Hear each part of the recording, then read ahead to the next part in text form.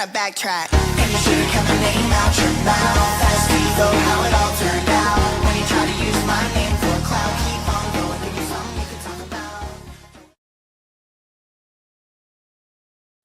Hello, everybody. How are you doing this fine Thursday, January 15th, 2026? It's 12:32 p.m. Eastern Time. So, okay, I have a few topics I want to get into today. The first one is David, and it's kind of like a little piece of, I don't know, maybe you could call it support for one of my prior theories about what maybe could have been going, like a part of the David story that could have been possibly happening, which would be like the thing about like him maybe being like an artist manager of some type, like, or maybe trying to maybe pretend like he was, because like this is one of the things that does happen in the music industry, where if somebody gets, famous or good enough at a certain part or aspect of the music industry, then they can, get a little imprint of their own. So I have wondered and just speculated whether it's possible David was saying that he, was maybe saying like for example, to Celeste, I'm going to be getting an imprint. I'm going to be having my own label. You're going to be one of my artists. That could explain some certain things. Like, for example, David saying, I media trained you to Celeste during the live stream that one time. Things like that. Well, I came across this post in the David Reddit. And when was this posted? 5 days ago. So clearly I'm not as on top of things as I could be, but it says this could potentially be Celeste. That's the theory here, which I don't think necessarily. So I'm not even trying to, I'm not showing y'all this for this person's theory. I'm showing y'all this particular picture and post for supporting my theory that I had said earlier in an earlier video, but just for the purposes of telling y'all what the original post actually said. It says this could potentially be Celeste, given her disappearance occurred around this time in April, when she would have been accompanied by David at Six Flags and her cousin. So they have this picture, and it's a person, a girl, with those pants are cute. Is it skirt or pants? If it's pants, that's cute. I mean, it's a skirt too, but so she's got this black like skirt or pants, like very loose, flowy, and then on the shirt part, she's wearing like, I guess, like a tank top, crop top thing. Now, surrounding her is like two white people on their phones, and they're in some type of like band recording room, and she appears to be recording herself, like not recording herself, but like she's recording into this microphone. It looks like she's singing. Okay, the next post in the carousel of photos is this. It's a David post, and it says this song feels just like this. And then in the description, it says David's closet at David on this roller coaster is hilarious. Who is David's closet? I don't know why this post is next. But anyway, so they posted this David's closet. I don't know if that's like David or a fan account. But nevertheless, it appears to be a picture of a girl in a recording studio. In the studio, it says David in the studio working on new music video via David's Instagram stories. David unreleased new music. Okay. And then it was allegedly posted April 25th, 2024. So I just showed y'all where I got this information, where I got this picture. It was on Reddit. So do take this with a grain of salt, especially with the AI technology today, how it is. This could all just be a big fake thing. I don't know who's David's closet. Okay. So all these things take with a grain of salt. I'm just reading stuff from Reddit. Okay. But let's say this picture is real and it really was a screen recording David posted. Okay. First of all, I want to address the theory that this Celeste video is somehow, that this video is somehow Celeste. I don't know if this will be Celeste or not. I really don't know. I wasn't there, but that could be anybody. I don't think it particularly looks like a dead ringer for Celeste, but It is a girl in a studio. So let's just say that's a girl that kind of looks sort of like similar to Celeste in the studio recording. Well, if that's going on, David's saying she's recording new music. This could mean anything really truly, but if it is Celeste, if it is a young girl, I kind of feel like maybe that could add a little bit of support to my already like, pretty much out there theory that David maybe was like, maybe that's how, maybe that's even how he could kind of explain why he was with some of these people. Like, oh, I'm managing them. I don't know. Anyway, it's just a theory. And I wanted to show y'all that. Again, take it with a grain of salt. I don't know if that picture is even real. I didn't find it myself. It's on some Reddit post on David's closet. Girl, I don't know. Okay. So the next thing I wanted to talk about today, the next topic is Adam 2216 Grand Mason of Nashua. Okay. As I have previously discussed and talked about, Adam 2216 Grand Mason of Nashua is getting in a boxing match. Okay. And they just announced this boxing match just a few, days ago. Has it even been a week or 2 weeks? They just announced it this month, definitely in January. And it's January 15th right now.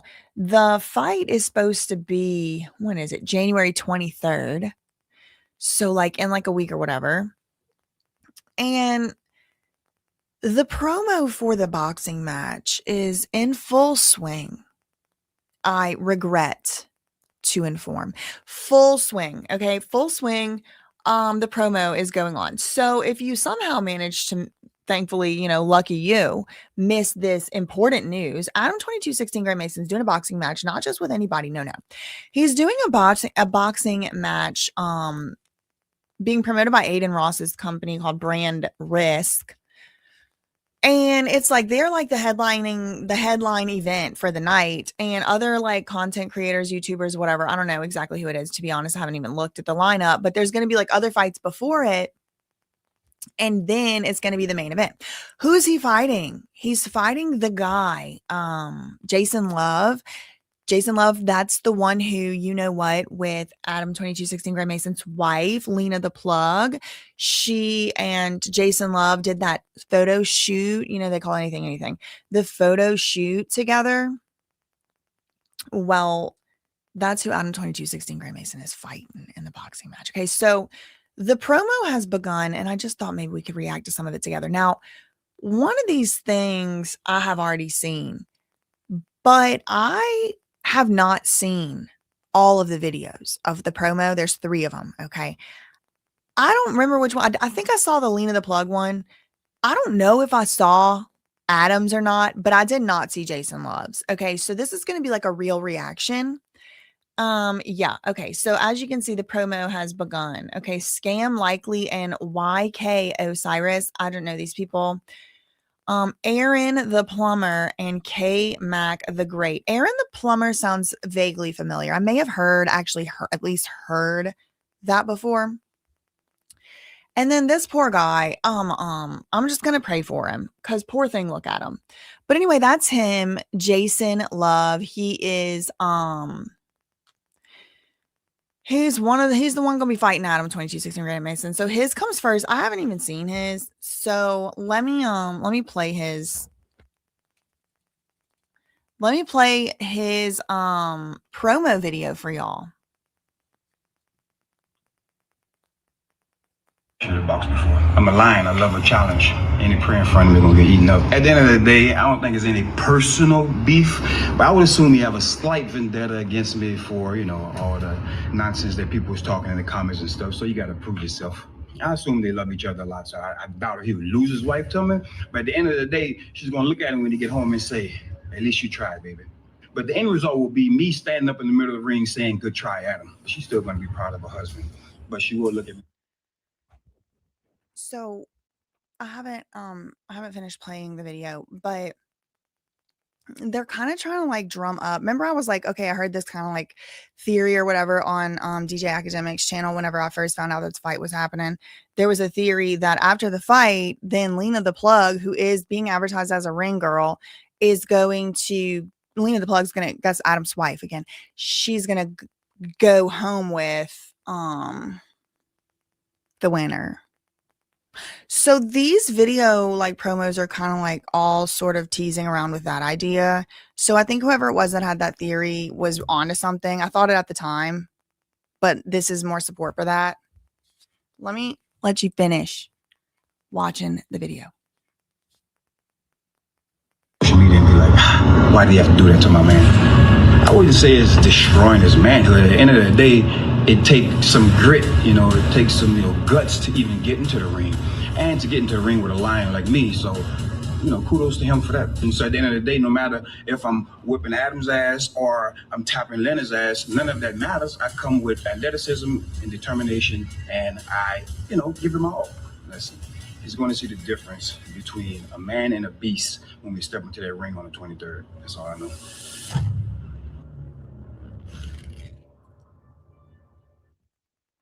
Okay.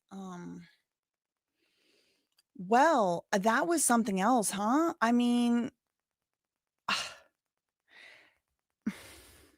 I'm left speechless.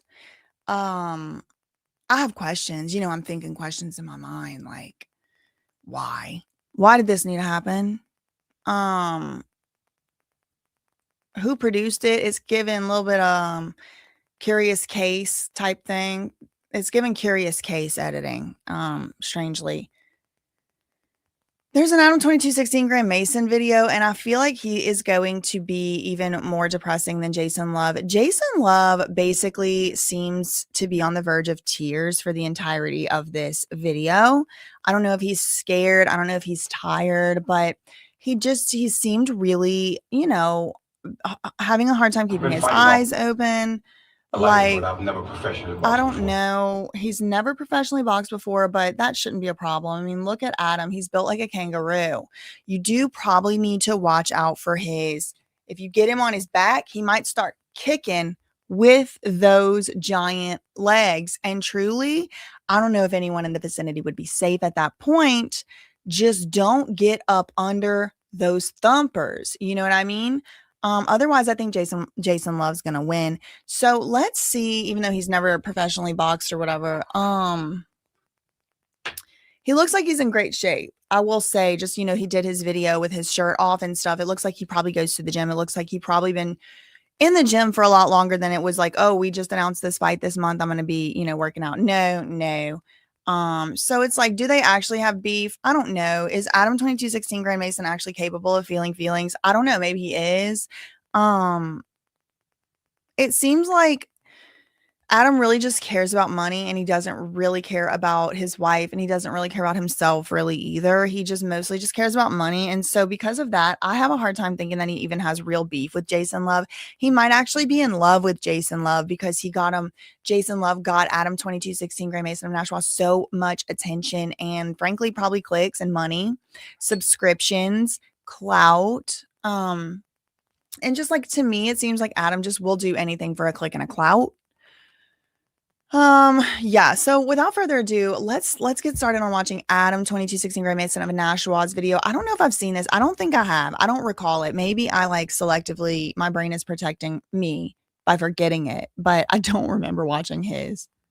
I did see hers. My name is Adam22, aka Adam Grand Mason. I've always been kind of intrigued by the whole boxing thing, and when Aiden hit me up. Wait. Okay, hold on. We have some breaking news. Adam 2216 Grand Mason of Nashua actually finally pronounced his name Grand Mason.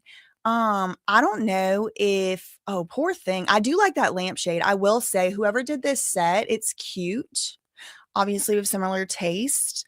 I like that. That's a cute lamp. Whoever put that up over there. That's a cute set, actually. I can't complain about the set. Adam's ruining it. The bags under his eyes do match the color scheme of the curtains and lamp, though, at least I will say. Shout out to the bags under the eyes. Okay. He just pronounced his name Grand Mason. So the way it's spelled is GRANDMAISON. So that's, I think, French spelling, but it's maison, which is like a house, a big house, a big one or whatever. So grand house, well, I mean, it is kind of like a funny little I don't know, maybe intention. Maybe it's like not a play on words or a coincidence, but it's like, you know, mason is a bricklayer, you know, somebody that works with bricks and builds things or whatever, a stone mason, you know, people that put stones places or whatever. But like, of course, there's also the whole Freemason. But Adam's name, if you know, you don't know that, or if you're just trying to be really, really proper, like you might pronounce it Grand Mayoson, you know, it's like not an English spelling of something. So it's got that I in there. So it might make people seem, you know, like they don't know how to pronounce it or whatever. Adam just said Grand Mason. Okay, everybody, let the record reflect. I don't know if it's breaking news or what, but he said Grand Mason. Okay, that's interesting to me. That's breaking. Me a list of names. One really stood out because only one of them had had sex with my wife, Jason Love. I said, you know what? I got to put on a show for the people. We're going to run a little demo. Deep down, simmering inside of me, as much as I've become this sort of open-minded porn guy over the years, is there a little bit of hostility for Jason Love? I mean, that's certainly a possibility. You know, biologically, I have been programmed to want to have complete control of my wife, right? So the fact that he slept with her... The way he just said that kind of begs the question, what has he been biologically programmed to do? I wasn't talking about biologically programming. He said he hasn't been biologically programmed to take complete control over his wife. I mean, we need the lie detector though.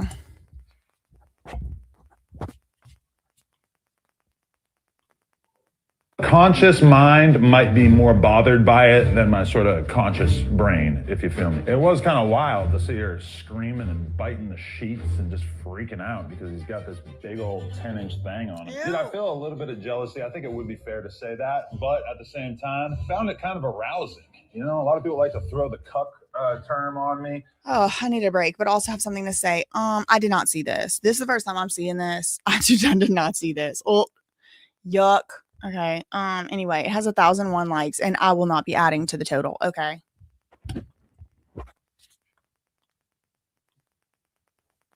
Gotta wear that with a little bit of pride. Yeah. You know, I'm not above enjoying seeing my wife get fucked by another guy. What could be more high stakes than your wife potentially seeing you get knocked out in the ring? I'm scared. I don't know what he's going to say. Sheets. Yeah, it's one thing to be a cuck and it's another thing to be a cunt who got beat in a boxing match by the same guy who fucked your wife. So I can definitely see how the stakes are high on this one. I'm not exactly worried about her taking off with him or anything like that, but, you know, anything's possible. Maybe if he really puts on a demo, she'll be impressed and I'll be going home alone. Hey, Jason Love. You think it's cool to just bang? Oh my God. Ew. He is so embarrassing. Oh my God. Ew. Okay. So see what I mean though? Like the whole, like, she's going to go home with whoever at the end of the night, da, da, da, da, da, da. Like we already kind of saw it one time in the Jason Love and now we're seeing it in the, we already saw it with the Jason Love. Now we're seeing in the Adam 2216 Grand Mason of Nashua video. And then it, I regret to inform, it continues in the Lena the Plug one. So now he's doing his little skit. He's like, hey, Jason, you think it's cool to blah, blah, blah, my wife, like, look at the thumpers. I think he had to get, I'm not going to say prescription pants. I think he had to get those pants special made. I will say that. It just doesn't look good. I'm sorry. That's all I'll say. I'll just say that. Living your life like everything's all good? Nah. I'm going to see you in the ring on January 23rd, and I'm planning on putting belt to ass, so you better stay in the gym, buddy. Okay. I better not get copyright over this song. Okay. Because they're the ones put it on their promo, and I'm trying to react to it. All right, so without any ado, we'll go on to Lena's, and I don't know. I'll let y'all be the judge of which one is the best or the worst, okay? Y'all can rank them. You know, trying to decide who I'm going to sleep with on fight night, I just feel like there's so many factors. Do either of these guys have any energy left for sex at the end of the day? No, I'm sorry, no. I rebuke. Where's my... No. Oh my God. part of me feels bad for Lena, truly, because I think like she was an adult and she's always been an adult making adult decisions. And that's why I'm not saying I fully feel bad. I'm just saying a part of me. I feel bad for her because it's like something has to like really go wrong a lot of times in a row. Like a lot of things have to go wrong in your life for you to end up sitting on a couch chair from Wayfair or something. And you got, just look at the outfit. She's a mother. She's 30 something. She's going to be the ring girl fight. And she's pretty. I ain't saying she's not pretty or anything like that. I don't even mind the outfit. But like, I don't know. It's like the poor girl. Eventually she's going to be like an old lady. And it's like, what's her job going to be then? And I feel bad about it, and it's like Adam 2216 Gray Mason has no decency. He has no shame. He has no shame. And I don't think he really cares about Lena or like her future, really. I don't think he cares. And so I feel bad for her. But then sometimes I'm just like, what are you actually literally doing with those brand new Birkenstocks on, sitting on this Wayfair chair with the Van Cleef chain necklace? Like those are out of style, first of all. Like they were pittering out in 2025. Like we're not doing that. Okay, that's over. And it's honestly kind of symbolic. Like everything in this room looks just like a little bit out of date. And I think even the mindset, who I'm going to sleep with on fight night. You're a mother. Civilization is crumbling. There's like world wars getting ramped up. And who am I going to sleep with? Like, oh my God. It gives me a fever. It gives me a fever. Adam, what do you think?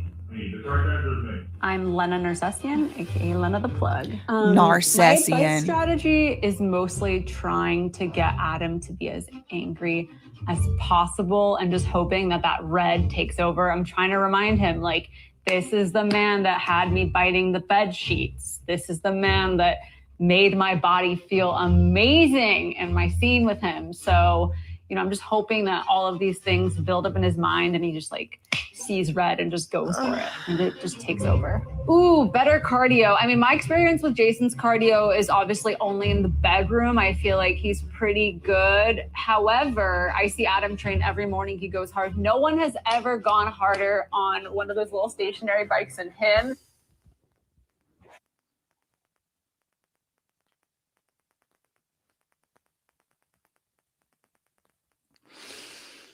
No one has ever gone harder on a stationary bike than Adam 2216 Gray Mason of Nashua training for a fight to box a corn star. Okay, well, this is just, we live in hell. I mean, sometimes I feel like there's like glaring proof that karma is real. And I mean for myself, okay? Like, there's no other explanation how I ended up in hell, okay, where this comes across my feed, where I have to be subjected to it. And somehow it also is my job to comment on it. Like these people got sucked into my dimension. Somehow, some way, I must have done something to deserve that. I mean, there's no other reasonable explanation. I just don't feel like that could be possible. I must have done something very bad in my past life to have to live on a planet where a mother and a wife is sitting on a chair. I was about to say not embarrassed and not ashamed, but girl, she probably is. And we're talking about fighting the corn star, fighting the other corn star. One of them's name is Grand Mason. One of them looks like he's about to cry the whole time.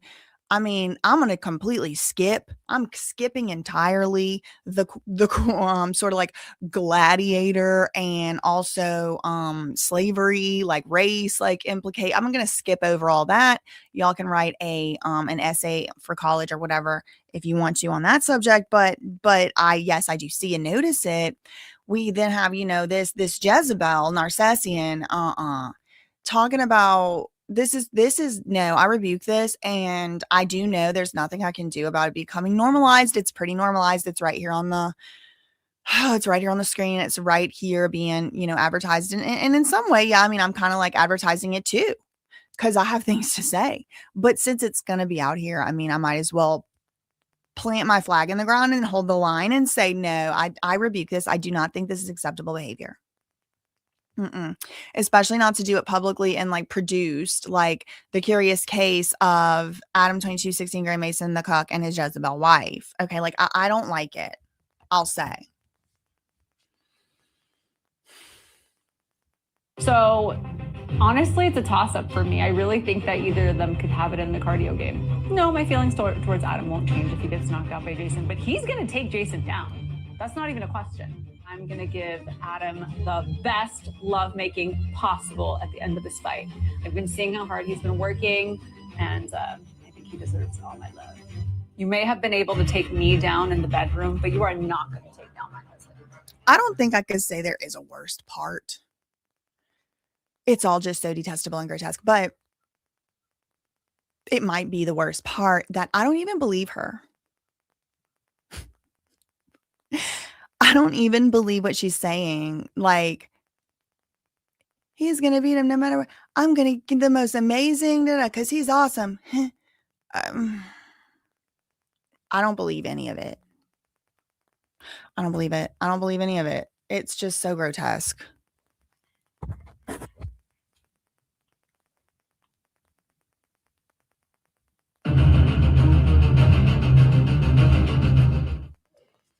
Okay. I'm trying to decide who I'm going to sleep with on fight Stop. night. I just feel Glad that's over. Okay. Yes, I'm detested. Is that what it is? Like, are they detesting? No, they're detestable. I don't know. What I will say is it's America. They can do that if they want to. They have the freedom to do it, but I have the freedom to strongly condemn. Okay. Strongly. None of it seems genuine. That's the thing. They just making a commercial. And absolutely no respect for herself or from Thumper. Get those Thumpers away.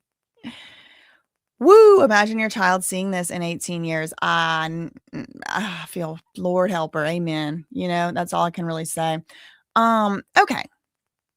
So that is going to be happening. What's it, the 15th? Like 10 through 7 days, a week from now. Okay. So, I'll admit I did look and see if there was like in existence tickets for this event that you could go to, but it appears as though it's mostly like an online, like a pay-per-view type event. It doesn't seem like there's going to have much of an audience. And if they do, they'll probably pack it with like their own people, their own trainers, whatever, which I think is smart. And if I was, which this is not legal advice, but if I was, like legally advising them, I would say like, don't make this like an open event that everybody can just buy a ticket to, because of the, I'll say delinquent audience that Adam 2216 Grand Mason has built up. I mean, it goes without saying, but I'll say it anyway. He's got on the show actively participating, according to, the rumors online and things, members of things. And so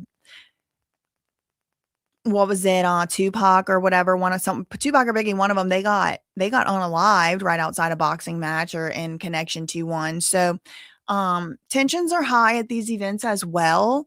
There's kind of like atmosphere, and I can just imagine that in the current climate, politically and criminally, it is going to be in Miami though, so it won't be in LA, but I still just think it could have a tendency to draw, I mean, even one or two bad actors out there and the whole night's ruined. Some people's maybe lives are ruined. So if they don't have tickets that you can like buy and go, I can see why they wouldn't. And also, like, just because I was looking out of curiosity to see if there were tickets in existence, doesn't mean that I was gonna maybe like necessarily go. But like if they were like $5 or something, like easy to get, I still probably wouldn't. But I was looking, and it looked like there was no like actual tickets like that. And again, they probably will have people up there in the bleachers and the stands, but I can imagine it's like a hand selected type of group of people.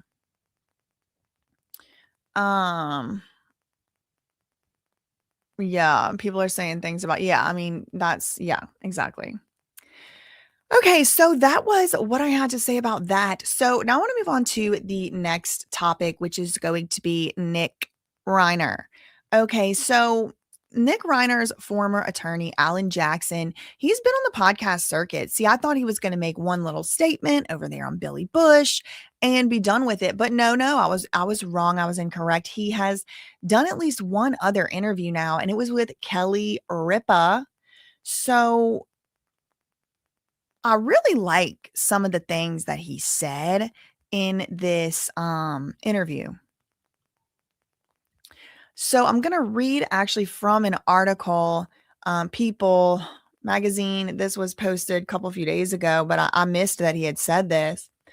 It says Jackson says,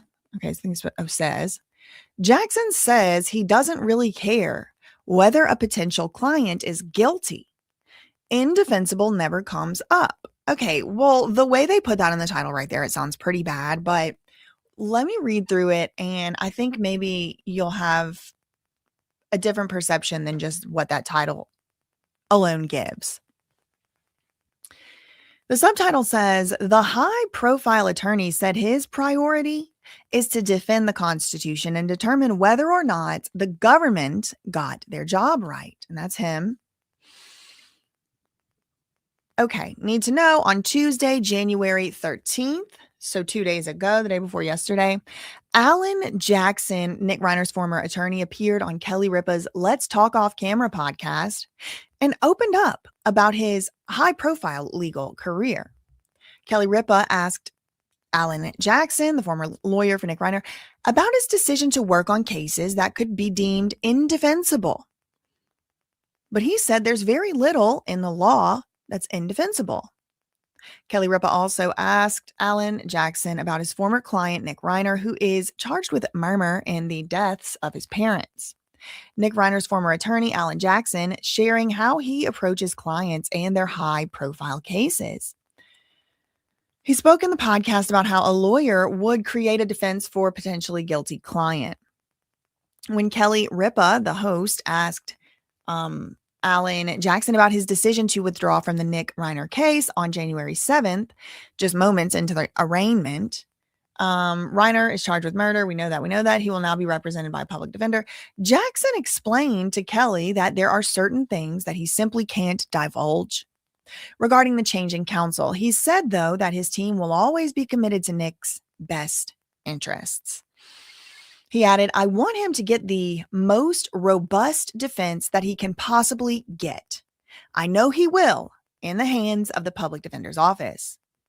Then Kelly Ripa went on to ask Alan Jackson how he argues cases that could be deemed indefensible. He said there's very little in the law that's indefensible. There's a reason for that. He said, I never approach a case like I'm just defending an individual. And I'm like, this is good. This is something that people need to hear. He said, I rarely think about it in those terms. Like I'm representing Nick Reiner. He said, I'm defending, quote, we are defending the Constitution. He said, we are defending an idea. We're defending the foundation upon which this country was built in terms of its justice system. He told the host, Kelly Ripa, that the U.S. justice system grants people it doesn't grant. It protects our God-given right, because, right, if God gives you something, then the government can't give it to you. You already have it by birth. So the justice system doesn't grant us shit. The justice system is supposed to protect our rights and enforce the law. The U.S. justice system protects people's rights, their God-given rights of liberty that were built into the fabric of this country. The justice system can remove someone's liberty, but that's almost unthinkable. There are certain circumstances in which it's absolutely appropriate, he said.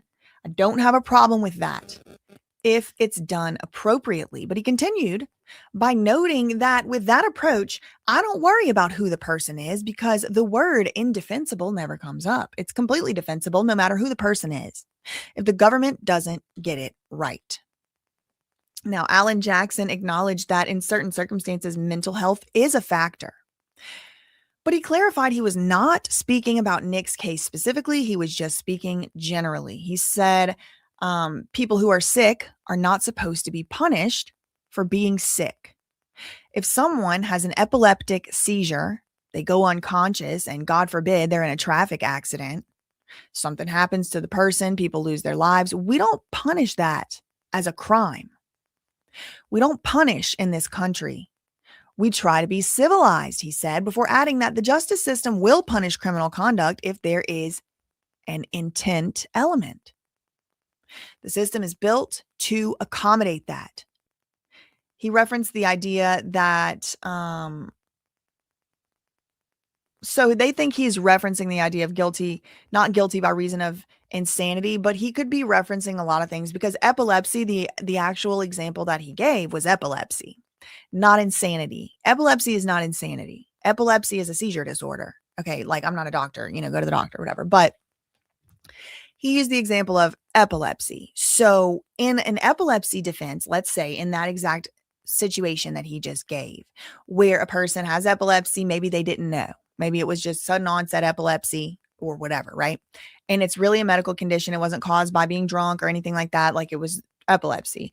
And they're driving. They don't know they have epilepsy. They have a seizure. Whatever happens, they end up in an accident and somebody loses their life. That is not an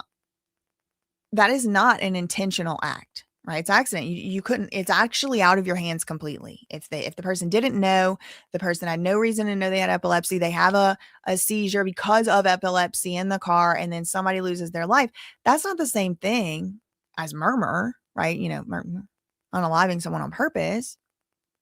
So the evidence, the example that he gave in that case, the person with the epilepsy would plead not guilty. I didn't form the appropriate, necessary intention to take away someone's life. I didn't even form the intention to drive knowing I had epilepsy. I didn't know. I didn't intend to have the seizure. All of those things were things that weren't my fault. I didn't form the intent. So the defense isn't insanity. The defense is not guilty because I didn't have the person would say I didn't have the mental intention required under the law. Now, what are some other reasons why you wouldn't have the mental intention required under the law, which is the mens rea? You don't have to intend to unalive someone. You just have to intend to do the action that caused them to become unalive. So let's say somebody did get behind the wheel of a car drunk. They intended to do that. So they knew getting behind the wheel of a car drunk could result in someone dying. Someone did die. That has been used before as the mental intent. So in this article, they kind of push, like he was referencing this idea of guilt, not guilty by reason of insanity. But he didn't say insanity. He said medical condition. So maybe he was referencing the idea of insanity, but I just want to be very clear because I see a big push happening and I want to just stand in the way of the push, if you don't mind. He did address mental illness. He said it's for a defendant who has mental illness. In those cases, maybe they can't form an intent. In the cases of the not guilty by reason of insanity, in order to prove that, it's a different type of defense than just, a medical condition. I had epilepsy. I had a seizure. The seizure was caused by, because that's pretty, A to B, B to C. But when we are talking about not guilty by reason of insanity, he's saying people with a mental illness cannot, in some cases, I'm sure he didn't mean every single one, cannot form an intent to unalive. That, sometimes they don't understand the nature and quality of their conduct. And then Kelly Ripa asks him, have you ever taken a case where you're like, I think this one's probably guilty, but I'm going to razzle dazzle it? He said, no. I don't like to think of it as razzle dazzle. So the answer is no. He said, I normally don't make pronouncements one way or the other about the guilt or innocence of my client because it doesn't matter to me. I don't really care. I care about the Constitution. I care about whether or not the government got their job right. So Yeah, he did say, I don't care. It doesn't matter to me, which is a bit crass. But to me, I really appreciated the context of why he said that because it aligns perfectly with what I said the day before yesterday. I mean, he was doing that interview and I was talking on my podcast, on my channel over here about the same thing, saying like, my bias in this case doesn't rest on Nick Reiner specifically. Because I had never heard of that man before December. Before last month, I had never heard about Nick Reiner. I don't have any particular affinity for him. And I totally see how, like, unaliving your being accused of, I don't know what he did or didn't do, I wasn't there, but being accused of unaliving your parent, or both of them, I feel like that's a big accusation to just make. But like, let's say he did do it. Yeah, diabetic, somebody said. Or something, something else, something hurting, kids or unaliving a kid, just something really heinous. It's really easy, and I've seen it done many times, at least in the media and in the public court of public opinion, where because of the allegation and the nature of the allegations that someone is accused of, I'll give an example. Diddy. I saw some people, and I would say a large amount of people in the general public, and some of them could have been bots or whatever. Okay, putting that all aside, people, because of the nature of the crimes that Diddy was alleged to have done, and because of the nature of the evidence against him, including that video of the running through the hall, at the CNN released that footage, including witness testimony, including a lot of stuff that was being said in these lawsuits. It was, I found and I saw, and even a little bit for my own self too. So I fall, guilty or whatever of doing this too. I was going to say victim, but it's like, I'm not a victim of it. It's like my own thoughts. But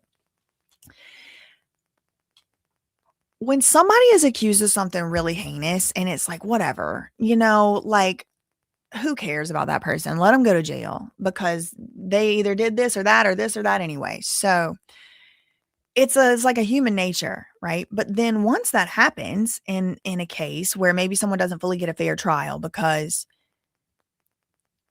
their crimes were so heinous, everything was so heinous, and whatever, put them in jail anyway. Well, that case can be used as a precedent against the next person. And it's like, what if the next person isn't so hateable or whatever? What if the next person's crime was, in our opinion, more, reasonable or forgivable or whatever, right? So that's why you want to make sure, just generally, in general, that everybody gets equally fair trials.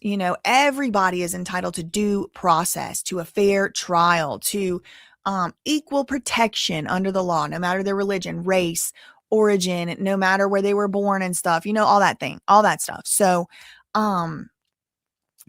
when Alan Jackson says he was protecting an idea, he was protecting the foundation of this country. He wasn't defending Nick Reiner in particular in his ethical compass, right? Because this is what the question was. The question was, do you ever just know somebody's guilty? He's like, I don't know. No, I don't really like come out and like decide if someone's guilty or not. But in those cases, the way I keep going and doing my job that I promised to do and agreed to do, I think of it as defending the Constitution and just at that point, just making sure that the government gets every single thing right. Because if they get everything right on this case, then the law and justice will at least not be impeded upon. But if because my client is particularly heinous or unlikable or something in any given case, I want to hold the line of the Constitution. And I don't know if that's true or not with Alan Jackson. I don't know that man, but if I'm taking him at his word, I totally agree. And that's where I'm coming from too. So a lot of times, I mean, even yesterday with the Timothy Busfield situation, it's like, it might seem like I'm like protecting people that personally I think are bad people. And in some of these cases, I think that the evidence is compelling that, they did it. Some of these cases, I'm on the other side, just my opinion. I'm like, I think this person's innocent and being set up. And in each one of these cases, I do try to tell y'all my biases, but in all cases, what I genuinely strive and try to do, and put a 1 in the chat if you've seen me try very, very hard to do it, is even if it is people who I'm not sympathetic to, for example, I try to offer up alternative theories and things like that. And a big reason for that is my strong belief that everyone should be presumed innocent until they go to court and are proven guilty. And in so being proven guilty, I think they should have a fair trial.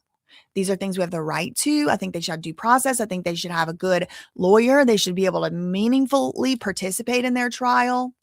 They shouldn't be forced to testify against themselves. I'm just naming constitutionally protected, like, fair trial stuff.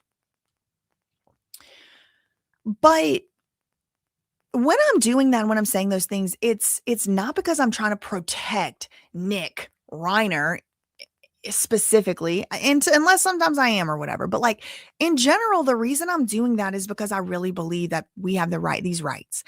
I'm defending the idea.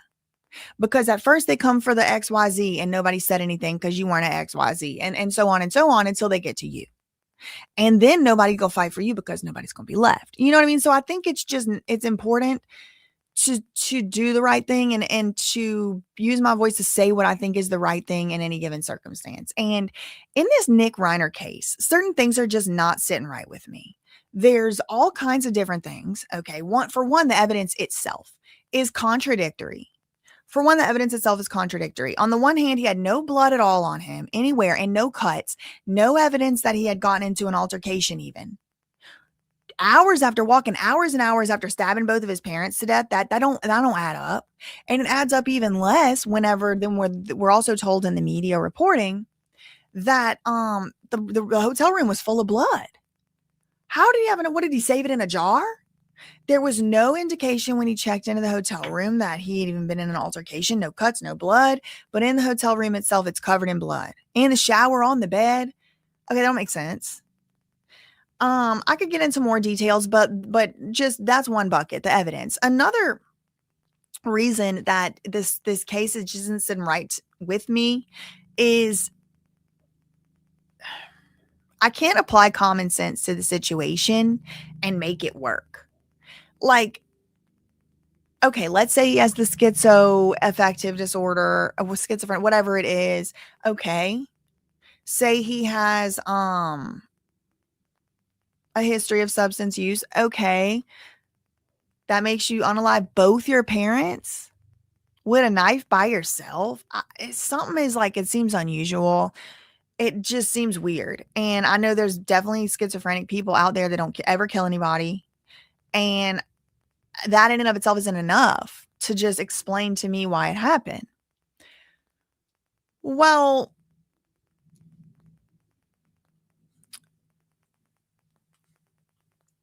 I wanted to read y'all that. Alan Jackson statement, because what he says in that article, I agree with it. And that's what kind of drives me too. Okay. So one of those constitutionally protected God-given rights is the right to say what you think without being punished, especially by the government. You're supposed to be able to talk. You're supposed to be able to say your opinion. You're supposed to be able to have your own beliefs without being forced into having a belief one way or the other by the government. That's the First Amendment. That's why we have the freedom of speech. We have the freedom to criticize the government. We have the freedom to our opinions and to publish and publicize those opinions. We have the freedom to speak about what we believe, to publish it, to write about it, all of that. And it is a constitutionally protected freedom. Like I just said, protected under that freedom is freedom of opinion. So I want to show y'all this former FBI agent. Okay, this her right here. Proud. What is she? Proud wife and mama. Wife. Okay, so she's a wife, but she's a proud mama. So she's not proud of being a wife, but she is proud mama. Retired FBI agent. At News Nation. Okay, Mockingbird. Got it. Law and Justice contributor, expert witness, Eagle Security. Okay, Jennifer Coffin Daffer. Okay, interesting. So she posted this opinion the other day. Okay. I'm gonna now switch over to my I made a PowerPoint. So let me take this down. Let me put this up.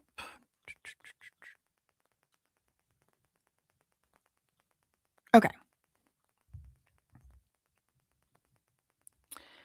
So I made a PowerPoint. This is my Nick Reiner theory. This is not legal advice. This is opinion. Okay. So let's start out at the foundational starting point. Okay. Shall we start out at the foundation here? First of all, I don't know what happened that night. I do not know what happened. I do not know what happened. I don't know these people. I was not there, and you probably were not there either, okay, if you're watching this. So, almost really nobody actually truly knows what happened that night, including, according to reports, apparently Nick Reiner. He don't even know.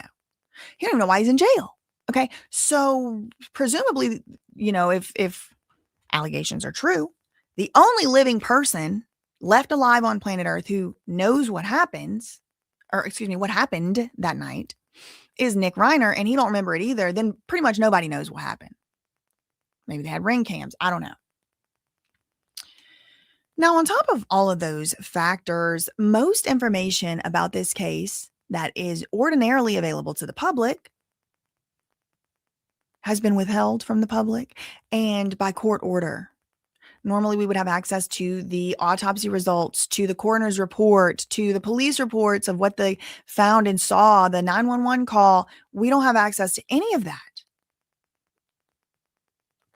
Now, TMZ and the tabloids will selectively drop a little nugget here and there of information, but even then, it has in the past been wrong or contradicted by another source or overridden. Right. So like, for example, he had schizophrenia, and then it was schizoaffective disorder. Now, arguments can be made whether those are the same thing or different, but other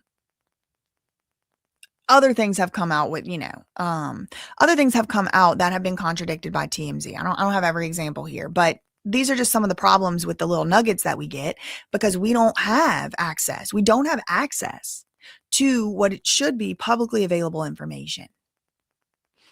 Okay, so A, I don't know what happened and reasons and all those reasons. Okay, B, this is a very important, very public case.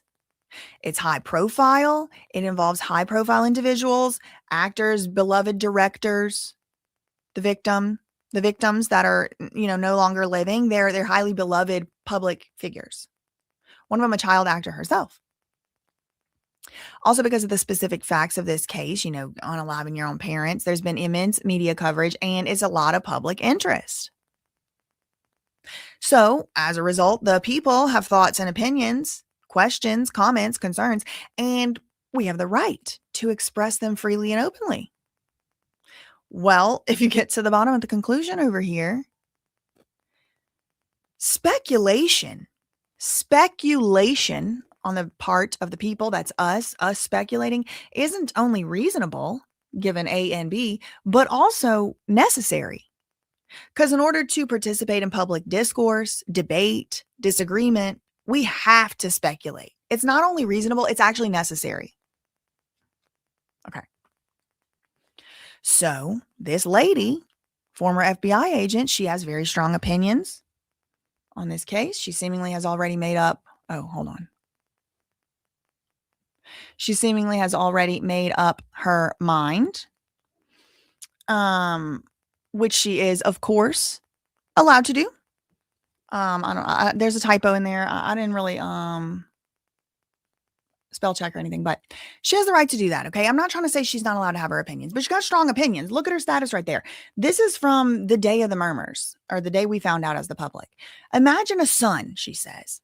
Now, remember slide A, right? We don't really know anything, right? That's our starting foundation. We don't know, but we have to speculate. So, imagine a son, she says, so filled with hate and contempt. They are, she just said he is willing to stab his parents to death. Okay, all right, I'm with you. I'm imagining it. Keep going, girl. She says stabbing is so bloody and gruesome. It is close up and messy. Okay, I follow. How did this rich kid who had it all get so turned around? Clip below of Rob Reiner with his son Nick, and a fun clip with Rob and his daughter. And then she posts that, clip of the daughter cutting the dad's hair and saying she wants a BBL or something. Well, there's a couple assumptions in even this little status right here, in this little tweet right here. So number one, she assumes that Nick was filled with hate and contempt. She assumes he's guilty, right? Willing to stab his parents to death. Stabbing is so bloody and gruesome. I don't think that's an assumption. I think we can all agree that's probably generally true. It's close up and messy, probably generally true. How did this rich kid who had it all? Okay, just because you're rich, there's an assumption, doesn't mean you had it all. Some rich kids grow up in the basement as a slave. Okay, so maybe he had it all, but that's an assumption which she's allowed to make. Clip below. Okay, so then it's a clip. Okay, so despite my criticisms, I will say, in general, I agree with her sentiment, which is how. I think that's the question most reasonable people ask first. Okay, let's assume he actually did it. All right, fine. The first question is, why? What would drive a person, a seemingly rich person, who seemingly has it all, to commit such a heinous act on anyone, much less two people, much less the two people that brought him into this world? Now, assumptions can be made, and they're allowed to be. Speculations about, well, he was a spoiled brat because it must be the case. He did have everything. He was spoiled just because his parents had money. That must mean they gave him the money. There's all these assumptions that have to happen first to arrive at he was a spoiled rich kid. Now, maybe somebody is out there saying, oh, I knew him. He was spoiled and rich. Okay, that can help. But remember slide 1. You were not there. Even Nick Reiner don't even know what happened. We don't know what happened. We don't know what happened ever in these people's house. We don't know what happened when he was 2, when he was 3, when he was 11. We don't know what happened at the prison camp that he went to. We don't know what happened in those rehabs. I've never been with Nick Reiner one time doing drugs. I don't know. Okay? We don't know. We don't know.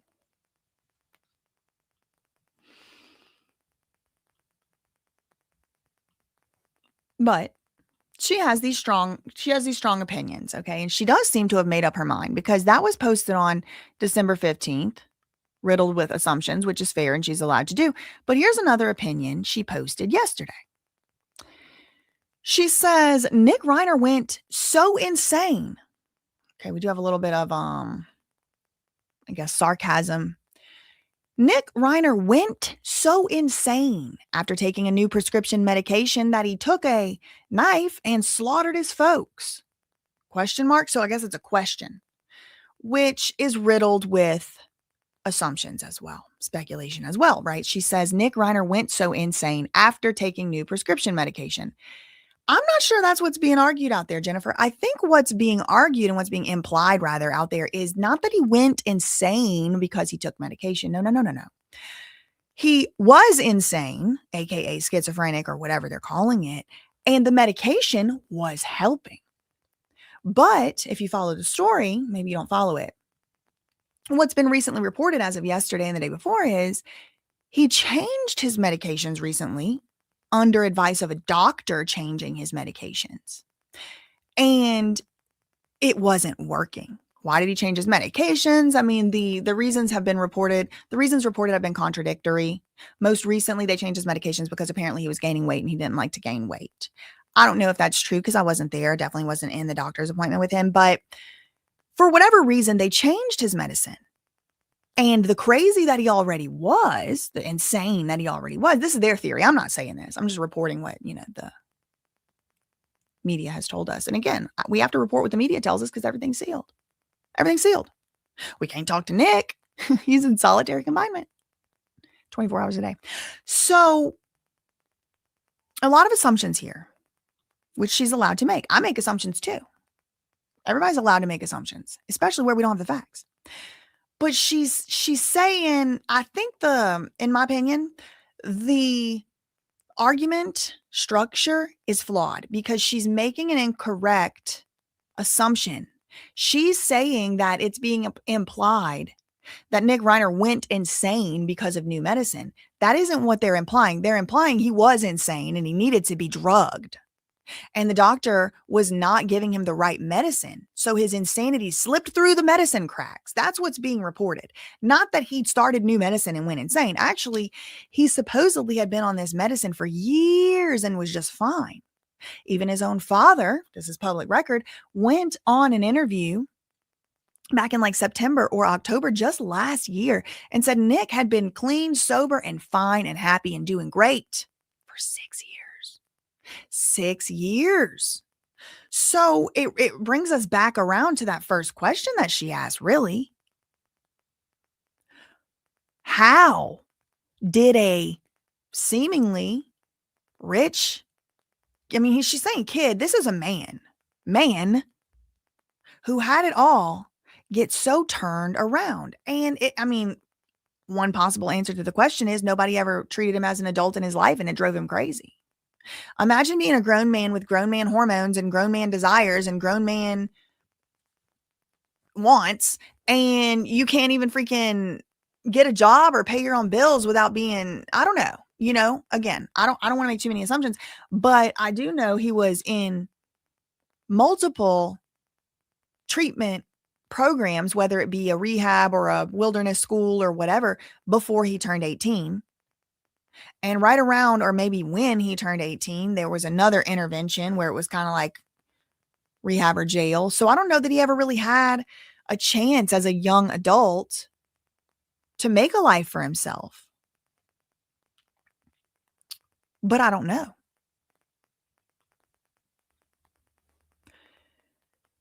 She said yesterday, so he went so insane after taking a new prescription medication that he took a knife and slaughtered his folks.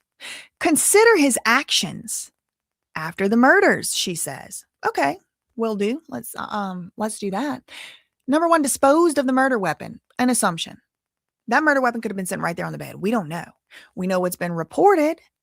But can we really know that what's being reported by, for example, TMZ or the National Enquirer is accurate, considering the previously stated issues that there are with that, like the contradictory stories coming out, the fact that we don't have a lot of information as the public, the fact that the same publications have changed things as, I think, significant as a diagnosis.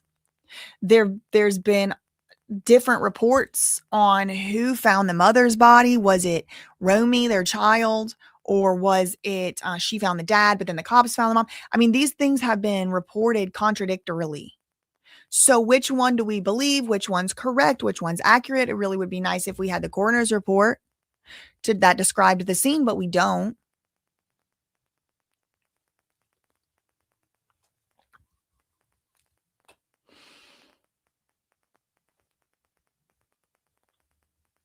Okay. So she's like, let's consider his actions after the murders, disposed of the murder weapon. I don't know if that's true or not. So I'm just going to put a half point on that one. I'll put a gray. That one will be gray. Or yellow. That'll be yellow light. Because it could be true. He could be the case he disposed of a murder weapon, but also it could be the case that literally anything. He might not have disposed. It might have been in his book sack. He might not have disposed of it. Maybe he had an accomplice. There's all kinds of possibilities. And again, just because they're not the most likely possibilities doesn't mean they're not possibilities. And ultimately, ultimately we don't know because we weren't there. Even Nick seems to be saying that he don't even know what happened. Maybe he did though. So we'll leave it yellow light. Got a hotel. That we also don't strictly speaking know for sure, but it was widely reported that he did get a hotel, and we do have surveillance. That's more information. That's more evidence. Surveillance footage. Now, could it be AI? Yep. I have to consider all of this stuff. That's how my brain works. Is it likely that it's AI? All these different surveillance footages of him walking around this place and that place? I don't think it's likely, but it could be. Who knows? Showered, another assumption. We don't know if he showered. Changed clothes, another assumption. We don't know if he did. Now, it was reported there was blood in the shower. Maybe that was from him showering. Maybe that was from him changing clothes, but maybe he was just washing something out. Maybe he didn't shower. Maybe there was blood in the shower for another reason. We don't know. It's another assumption. So out 1, 2, 3, 4, out of 4 things so far, 3 of them are kind of like yellow light for me. Got a hotel is green light. I think that's because we have additional supporting evidence. I'll go green light on that one, but it still could be the case he didn't get a hotel. I think likely. Once it gets likely, I'll go green light. Bought a beverage at a convenience store. I'm going to go green light on that. It did look like there was pictures of that too. Did not resist arrest. I'm going to go green light on that. Okay. Hired flamboyant attorney Alan Jackson. I have no idea who hired Alan Jackson. Alan Jackson could have been on retainer by Rob REINER. Alan Jackson could have been hired by the trustee of the trust that we know, according to TMZ, for however much we could know it. According to TMZ, there was a trust. The trustee could have hired Alan Jackson. Actually, that seems more likely to me than Nick REINER having the wherewithal to not even know he unalived his parents, but he could pick up the phone and call Alan Jackson, celebrity attorney Alan Jackson. Alan Jackson also never says specifically, explicitly who called him. Alan Jackson hasn't corroborated who hired him. So I don't know who hired. I don't know who hired Alan Jackson. Actually, I'm going to lean yellow light on that one. Maybe it was Nick, but I doubt it. Remember 2008 when Britney Spears was put into an, in my opinion, unconstitutional, illegal, criminal conservatorship at the permission of the state of California and the approval, it seems, of the court system. So when Britney was originally locked up in the 5150 against her will, she called a lawyer. Barbara Streisand's cousin, Adam Streisand. Powerhouse conservatorship attorney, guardianship attorney, same thing. She called that guy. She tried to retain him. She tried to hire him.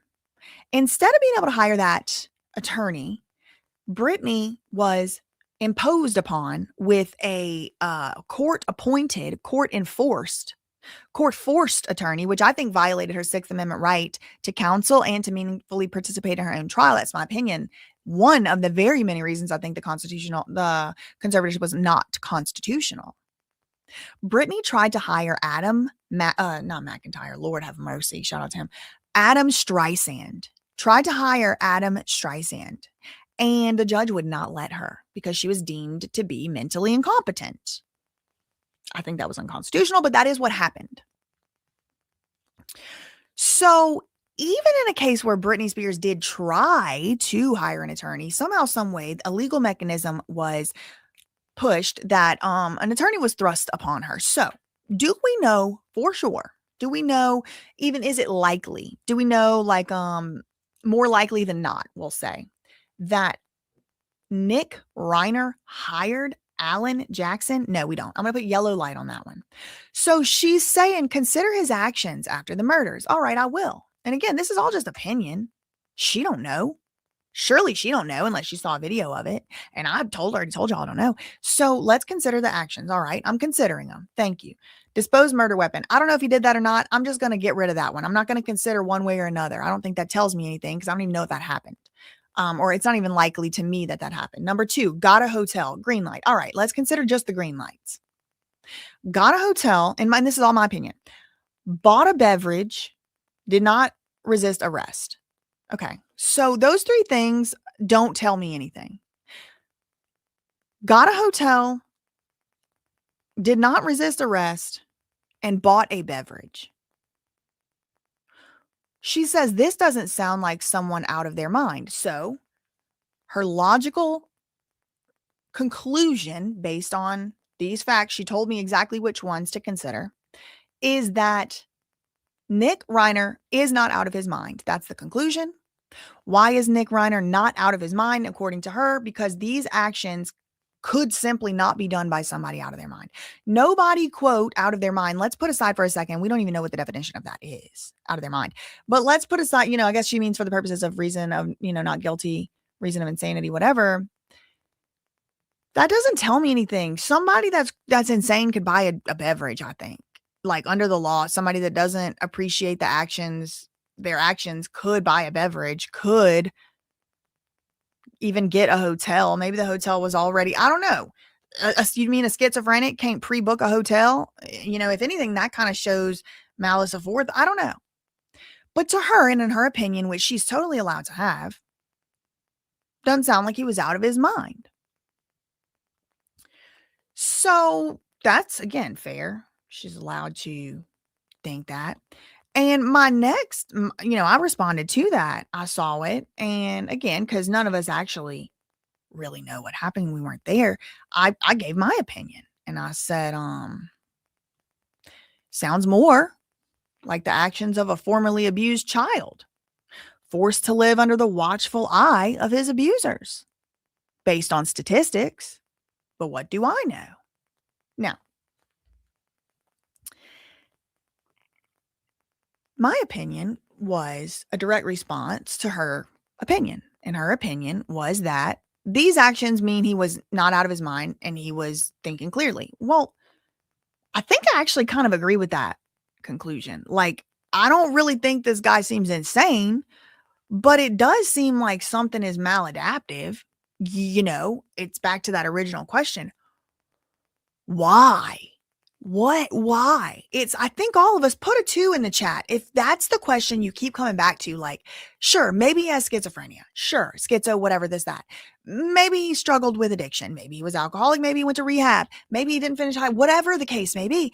But still, maybe he's rich. Maybe he's entitled. Maybe he's spoiled. But like, is there that, put a 2 in the chat, still that gnawing, nagging, like, but that doesn't really answer it. There's something else got to be going on, just the feeling. Now, what's this opinion based on? That feeling. And there's a lot of 2s. Aaron, Kay, Veronica, Lee, Mar, Poetically. My mom put a bunch of 2s. Actually, Clean Beauty. Mary, Jay, Lynn. Okay, so a lot of people in here also saying, in our opinion, based on, because we got to speculate. It seems like so confusing. It doesn't speak for itself. Okay. There's speculation. Maybe it was money. Maybe it was a trust. I've speculated personally that I think they were trying to put him in a conservatorship. I think he either already was in I think he was this is just total speculation. All right. But I think he was either already in a conservatorship or they were about to put him in one. And I had this thought even before the LA Times published it. It has been published in the news, traditional mainstream news, that the parents were in fact discussing a conservatorship for Nick. Now, I had that feeling before that was disclosed, or before I found out that it was disclosed. I typed it, I put it up on the, when I found out the 2 parents were found dead, and I found out he was the one accused, my first thing I typed on Twitter about it was, I wonder if a conservatorship was in the works. It's amazing, or it's something. It's crazy. It's something. What human beings are willing to do for freedom. Okay. I'm still seeing the 2s rolling in. And then I rock Kelstar Art. I'm sorry. The Laterix, Sweetness. We got a bunch of 2s. Karen, Divine Hope.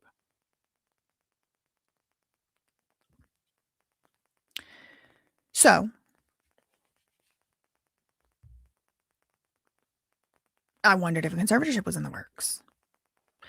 There could have been a trust. There could have been a will. There could have been an estate. There could have been, all these things that come up with, when you're talking about murmur. So I said,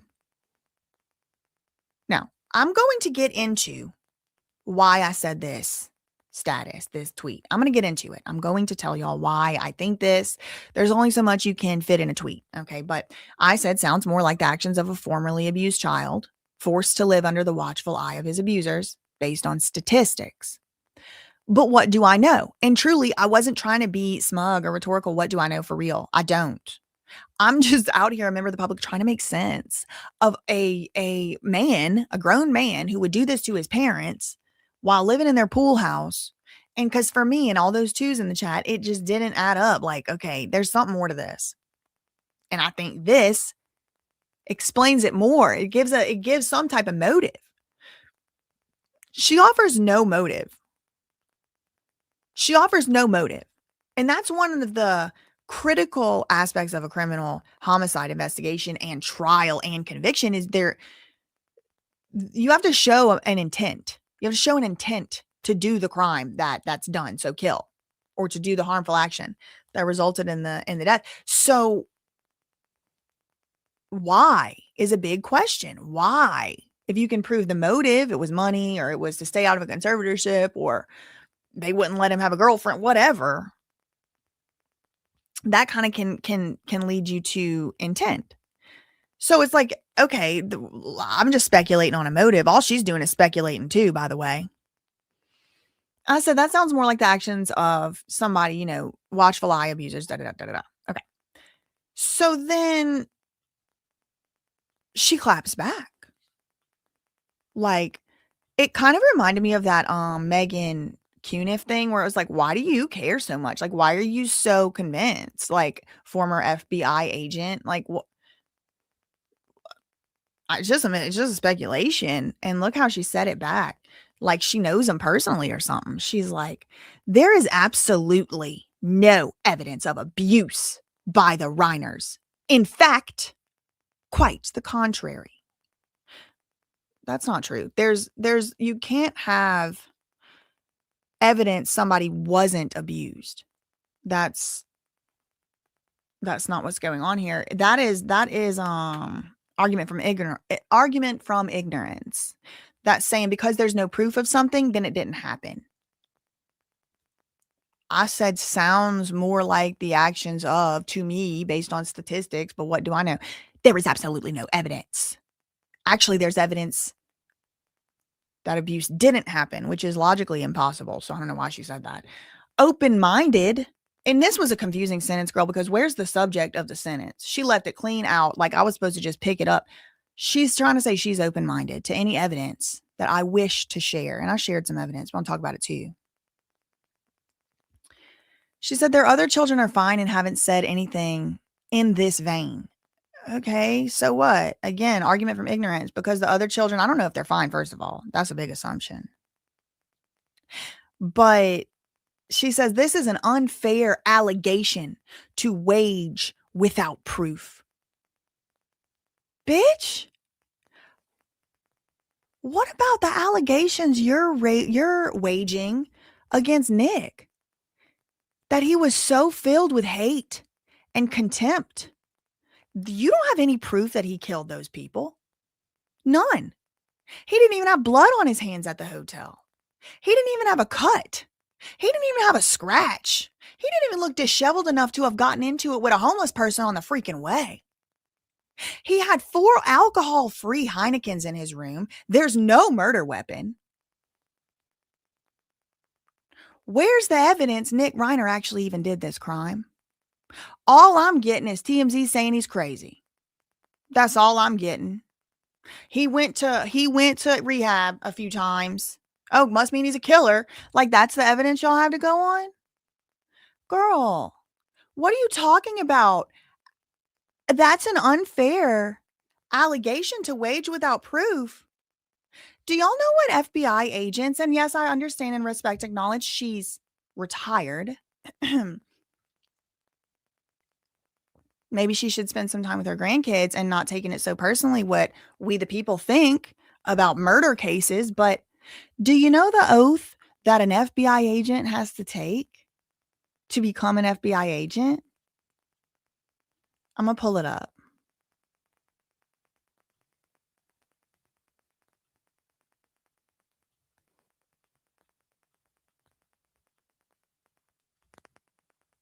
This is from the FBI.gov government website. Our oath of office, a solemn promise. Early in the morning on their first day at the FBI Academy, 50 new agent trainees, dressed in conservative suits and more than a little anxious about their new careers, stand as instructed by the assistant director of the FBI and raise their right hands. In unison, all together, these trainees repeat the following words as they are sworn in as employees of the federal government. This is the oath the FBI agents take. And if she's really a retired FBI agent, according to FBI.gov, this is what she would have had to do too, raising her right hand. Quote, I, Jennifer Koffenhofer, or whatever her name is, do solemnly swear or affirm that I will support and defend the Constitution of the United States against all enemies, foreign and domestic. And to me, I'm reading in and propagandistic. That I will bear true faith and allegiance to the Constitution. I take this oath freely without any mental reservation or purpose of evasion, and that I will and that I will well and faithfully discharge the duties of the office on which I am about to enter. So help me God. That's the oath. At the end of their academy training, as part of their official graduation ceremony, these same new agent trainees will once again stand, raise their right hands, and repeat that same oath. This time, however, the oath will be administered by the director of the FBI. So help them God. All trainees are then sworn in as special agents of the FBI. Similar types of ceremonies are conducted in every state, by every law enforcement agency for every officer across the country, and each officer promises to do one fundamentally important thing. What is that fundamentally important thing? That is to support and defend the Constitution of the United States. All too often in our culture, the FBI.gov website says, we participate in ceremonies and follow instructions without taking the time to contemplate and understand the meaning and the significance of our actions and promises.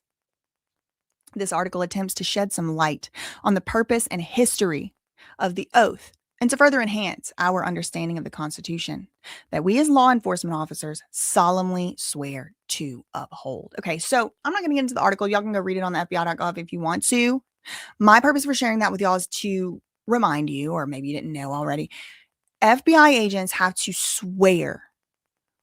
So help them God with their hand on an important book or whatever, right hand in the air.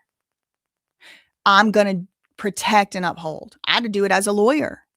Support and defend, whatever it was. Support and protect. Follow. So,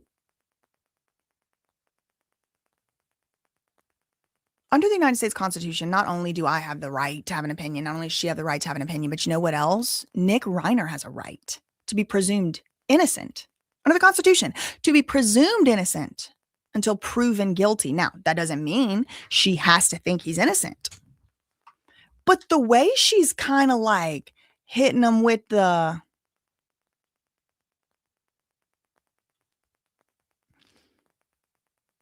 he's already guilty type of like narrative, it gives me pause, in particular because she is a legal analyst, because she is self-advertising as an expert witness in any damn thing, because she is a former federal agent. It gives me a lot more pause that she's out here like this man is he's guilty. Not only that, she's infringing, in my opinion, or attempting to chill, I'll say, any opinion that doesn't agree with her. Like the tone, I said sounds more like the actions of a formerly abused child. That's what it sounds like to me. And look how Megan Cuniff she got with it. Absolutely no evidence. This is so unfair to wage this allegation without proof. Well, perhaps it is. I mean, I'm not even going to argue with you on that, but you're waging unfair allegations on Nick REINER with absolutely no proof. No murder weapon, no cuts on his hands, No blood anywhere. Didn't even look like he got into a little scuffle with anybody. Non-alcoholic beers in his room. We don't know what he bought at that gas station.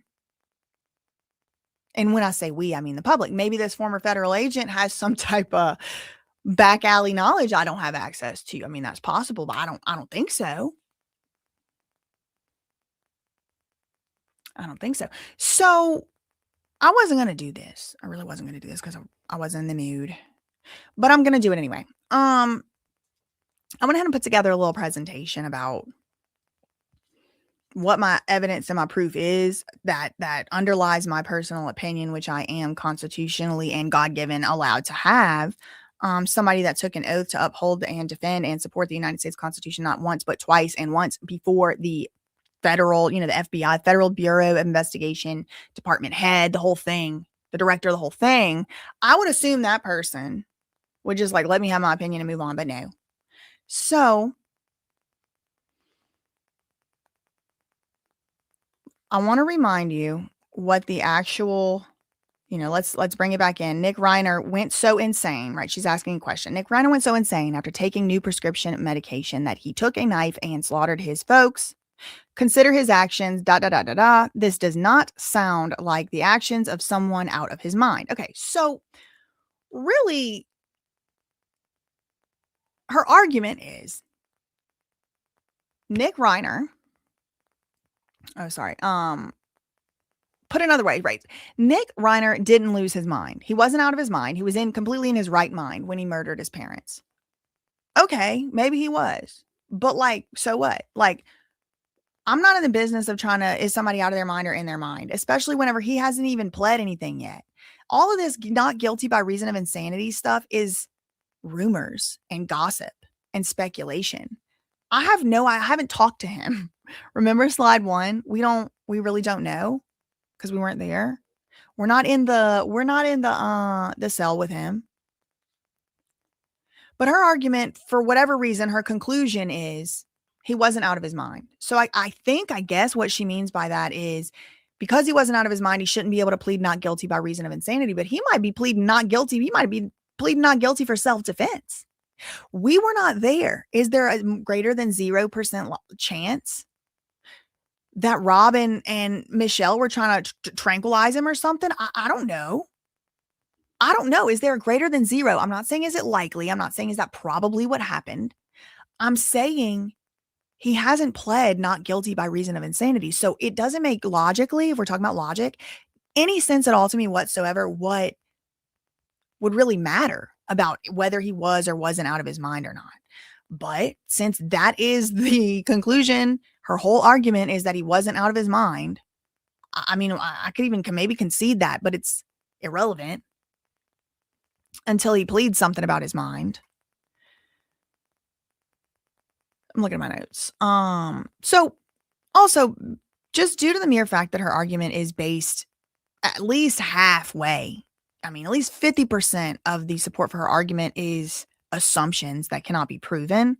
Her argument is by definition logically weak, just starting off, because when you start to attack each leg, each little pillar upon which her argument rests, there are a lot of assumptions. Like, for example, he disposed of the murder weapon. Well, maybe he did, but I don't know that he did. You don't know that he did. You weren't there. Maybe he had it in his pocket. Maybe he didn't dispose of it. Maybe it was sitting right there. Maybe it was the table leg and he screwed it back on the table. I really don't know what happened to the murder. So as we went down the list, there were some reasons why some pillars she puts her argument up on that can't actually be known to us at this time. So by definition, the argument is weak, because the conclusion is based on facts we don't know. But that's fine. She's allowed to make a weak argument. I make a weak argument, every 5 seconds. So I'm not saying something's wrong with her morally because she made a weak argument. I'm just saying the argument's weak. We don't have a lot of evidence for a lot of that stuff. So as I mentioned earlier, one of the required elements for homicide is, we'll just go through them. There's 3. You have to do an act. Well, first of all, someone has to die. So, that's the harm.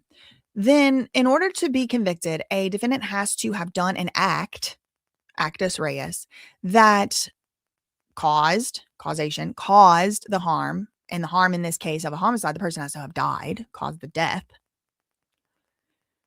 But there's another really important element beside the act, the causation, and the harm. There's another really important element, and that is mens rea, the mental state, the required requisite mental state. And this does go back to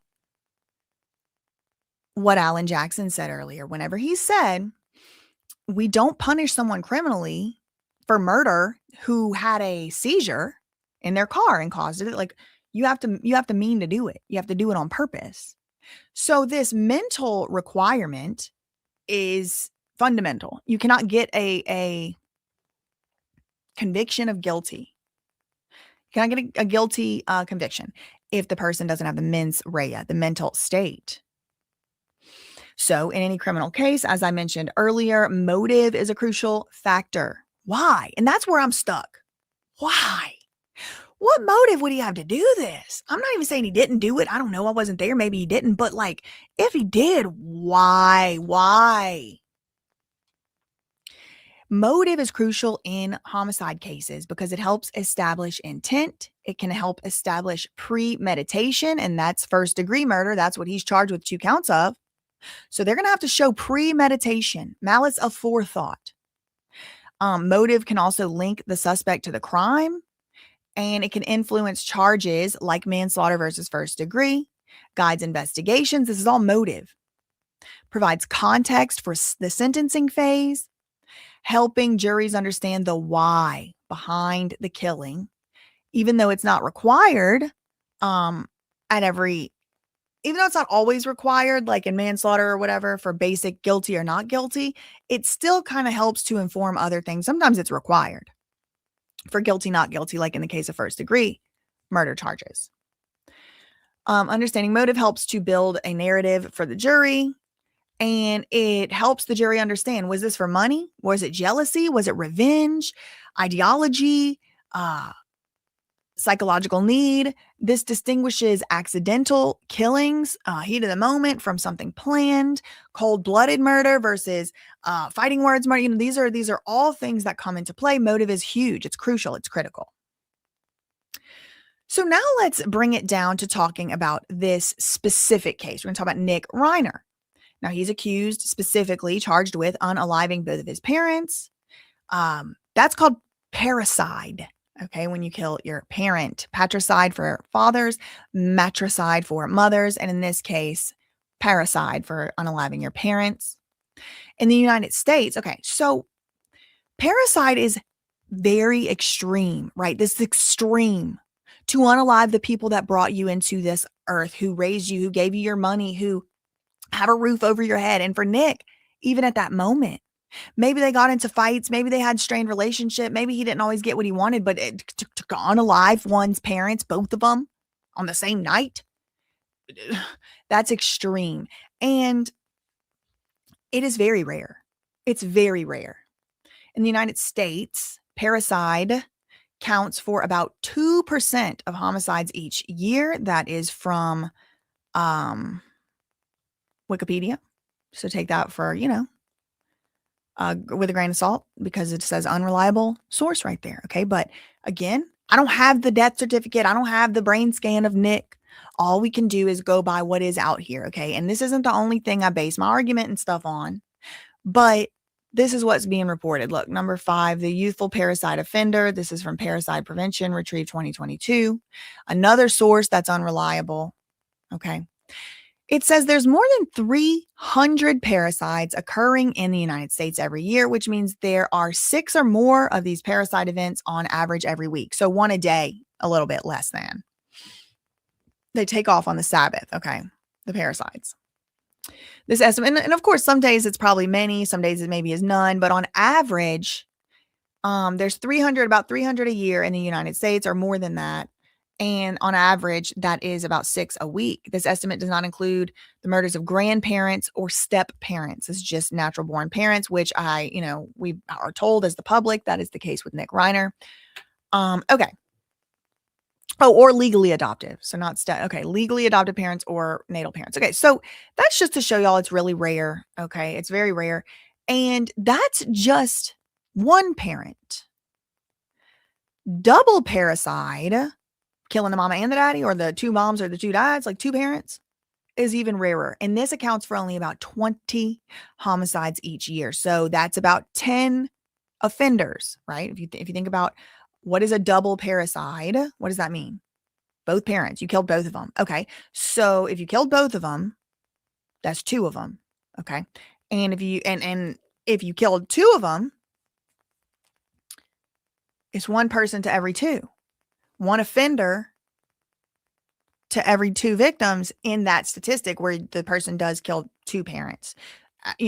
Double parricide. So that means there's only about 10 of them a year. There's less than 1 a month. Okay, very rare. So all of this is only further enforcing like something had to have triggered this. It's so inexplicably rare. Now, that's just an opinion. That's just my speculation. Why did he do this?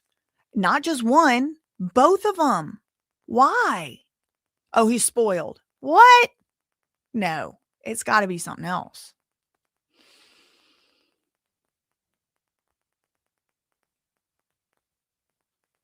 So, let's see. So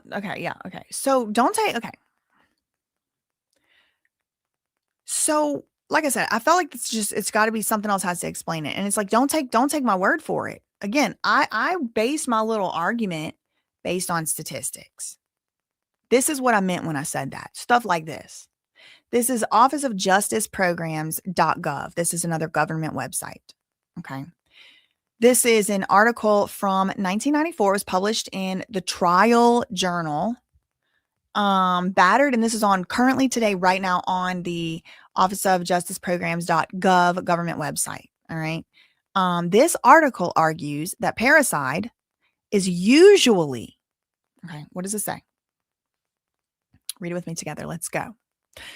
This article on the .gov website argues that parricide, killing a parent by a child, is usually the act of a severely abused child.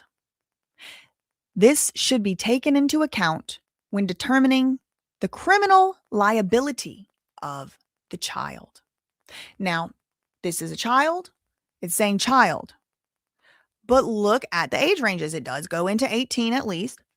So it must be, 17 is a child, 18 is a legal adult. So the second sentence addresses that there are children and adults that were surveyed here. It says, again, this .gov government website, only about 2% of all homicides in the United States are patricide and matricide cases. So unaliving the mom or the dad. Sons, so 90% of those cases are committed by sons, the sons, and 10% by daughters. Now, you will see different statistics popping up, and I'm going to show you articles with different statistics on purpose. But this is what this particular source that was published in Trial magazine did say, or journal did say. Sons commit 90% of these parricides. Most of the offenders are 17 to 18-year-old white, middle to upper class youths with no history of antisocial behavior or violent behavior. This is just most, not everyone. They do not have long histories of aggressive behavior in school. They rarely have arrest records. They tend to be mediocre or above average students. Most are loners, anxious to please their peers, and overtly polite to adults. Their facades, however, this face they're putting on, hides lives of chaos and persecution. Okay, so they're usually like, outwardly like, okay, they're nice enough. But these are facades that are usually hiding chaos and persecution in their lives. Not only have they typically, look at this wording, typically been physically, mentally, and often sexually abused since they were young, but many have also witnessed repeated abuse of other family members. The parents who perpetrate the abuse are typically successful. Okay. So they're saying in the cases where children unalive their parents, it's usually boys, it's usually sons. Most are on that cusp of child to adult age, but of course there's different ages. Again, y'all, I'm going to be showing a bunch of different studies. They're going to have different age groups and things mentioned. So I'm just telling you that up front. But we're talking about this one, which was a research article. They're saying that typically, right? Typically, they're not like bad kids in as far as being disrespectful to other adults and stuff. They're actually polite. They're just putting on a show, hiding a life of chaos and being persecuted at home. Not only have they been abused, often sexually, typically physically and mentally, since they were young. That kind of leans toward PTSD. But many have also witnessed other people in the house getting abused. Now, who's doing that abusing that those kids are seeing and being subjected to? It's the parents that they end up ultimately killing. The parents who perpetrate the abuse against those kids are typically successful in their careers. Oh, well, some of these things are kind of adding up with the profile. Again, this is the OJP.gov. This came out in 1994. I think that might have been the year Nick REINER was born. This ain't recent. Statutes. Oh, wait, sorry. The parents who perpetuate that original abuse on the children are typically successful in their careers. Well, that would apply to both Rob and Michelle Singer, but I'm not saying they abuse Nick. I'm reading, again, statistics. Not only are the parents typically successful in their careers and have a reputation, they also have a reputation for perfectionism. Rob Reiner's reputation preceded him. I'm not saying he abused anybody. I'm not saying Nick was abused at all, in particular, specifically by Rob Reiner or his mother. I'm not saying that. What I am saying is OJP.gov, P. Moniz, 1994, Trial Journal, Volume 30, Issue 2, February 1994, pages 24 to 29, said, typically, parents who abuse their kids and then end up getting killed by their kids are successful in their careers and have a reputation. Not only are they perfectionists, they have a reputation for perfectionism. Statutes in many states now expressly permit expert testimony on behalf of battered women who have killed their mates.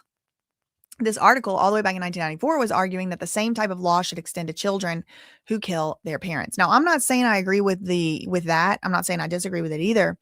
But this is just one of such statistic that whenever I said, this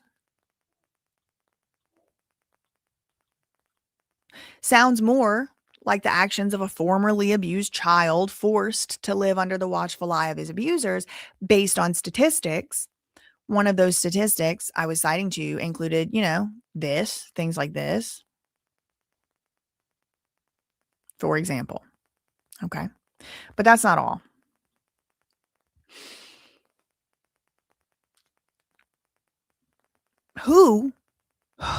What's the profile?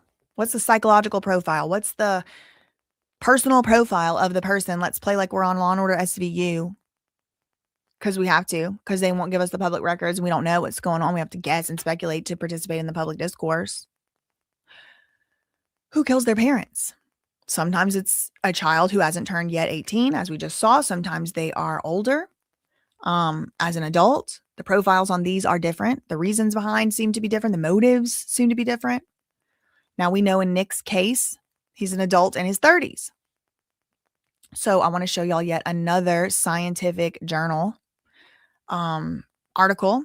This one was published in 2014. So this was 20 years later after the one we just read. This is from the Journal of Forensic and Legal Medicine, Volume 22, February 2014, pages 1 through 6. And the article is titled Parricide, a Forensic Approach.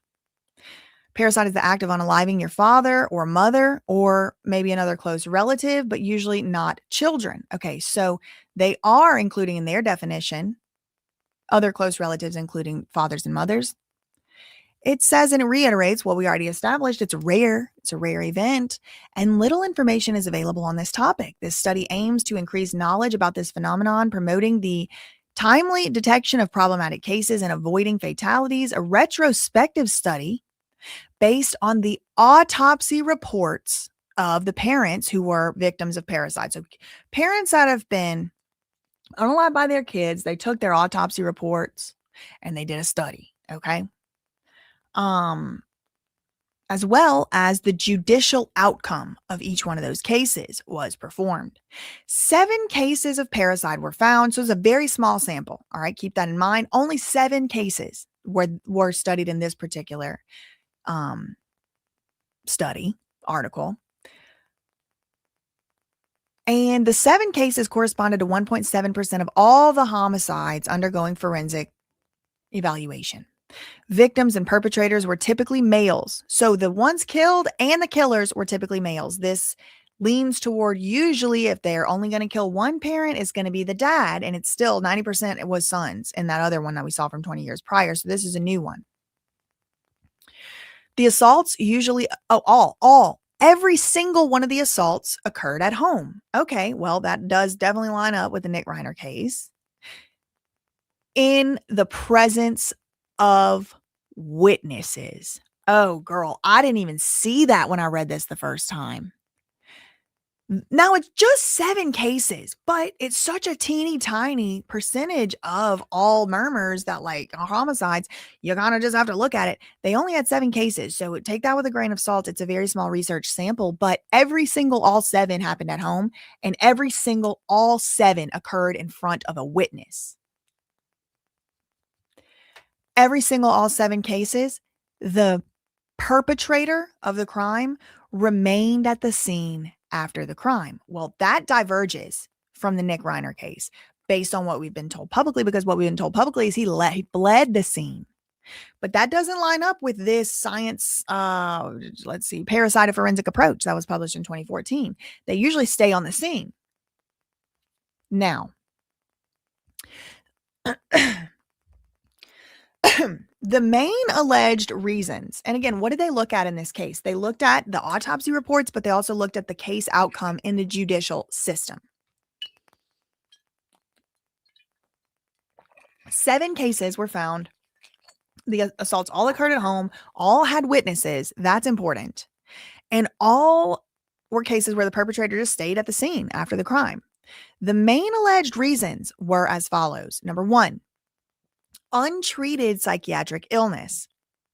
We kind of have that alleged in this case because he was on medicine, but then they switched him off. Then maybe it wasn't working. Then he started acting this, that, and the other because he was a schizoaffective disordered person or whatever.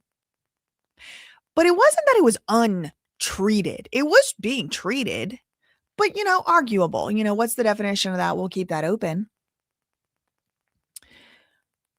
The main alleged reasons were either number 1, untreated psychiatric illness. Number 2, financial conflicts in the case of adult parricide. So number 1, not having having an untreated psychiatric illness. Number 2, financial conflicts in cases of when it was adults. And or number 3, attempts to protect the mother from intimate partner violence in the younger ones. So Nick Reiner is not a younger one. He is an adult. So I don't, take all this with a grain of salt. I'm just looking at statistics. Now, statistics of 7 people, 7 incidents isn't very strong. Okay. I'm admitting to that, but I'm still taking it into consideration. The judicial outcomes ranged in these 7 parricides from acquittal for non-imputability all the way up to conviction for murder. Sometimes it was manslaughter, sometimes involuntary manslaughter, but the study was carried out on a forensic sample, and it is useful to implement strategies to prevent parricide. So, is this the same? Yeah. Okay. So this article also talks about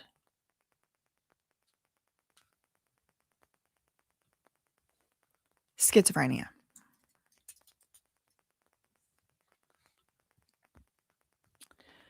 Which I found to be very fascinating.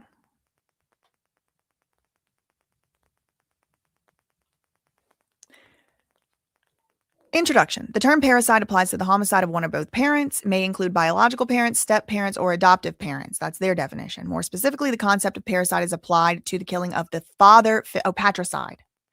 And matricide refers to the mother figure. The perpetrators may be adults, they could be adolescents, or they could be children. Parricide is one of the least frequent forms of fatal domestic violence. It is a rare occurrence, which brings me back to my initial question, why?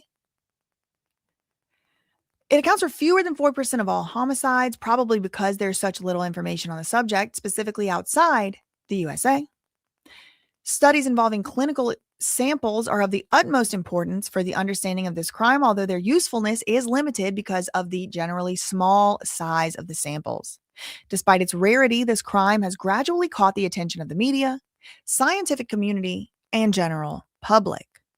The characteristics of the victims. Okay, so what did this study find? Characteristics of the victims, the ones that, the parents that get killed, the perpetrators, that's the kids that killed the parents, and the nature of the assault have remained stable over the years. The victims of parricide are predominantly male, so usually it's the fathers getting unalived. They're usually Caucasian, and they're usually aged from 50 to 60.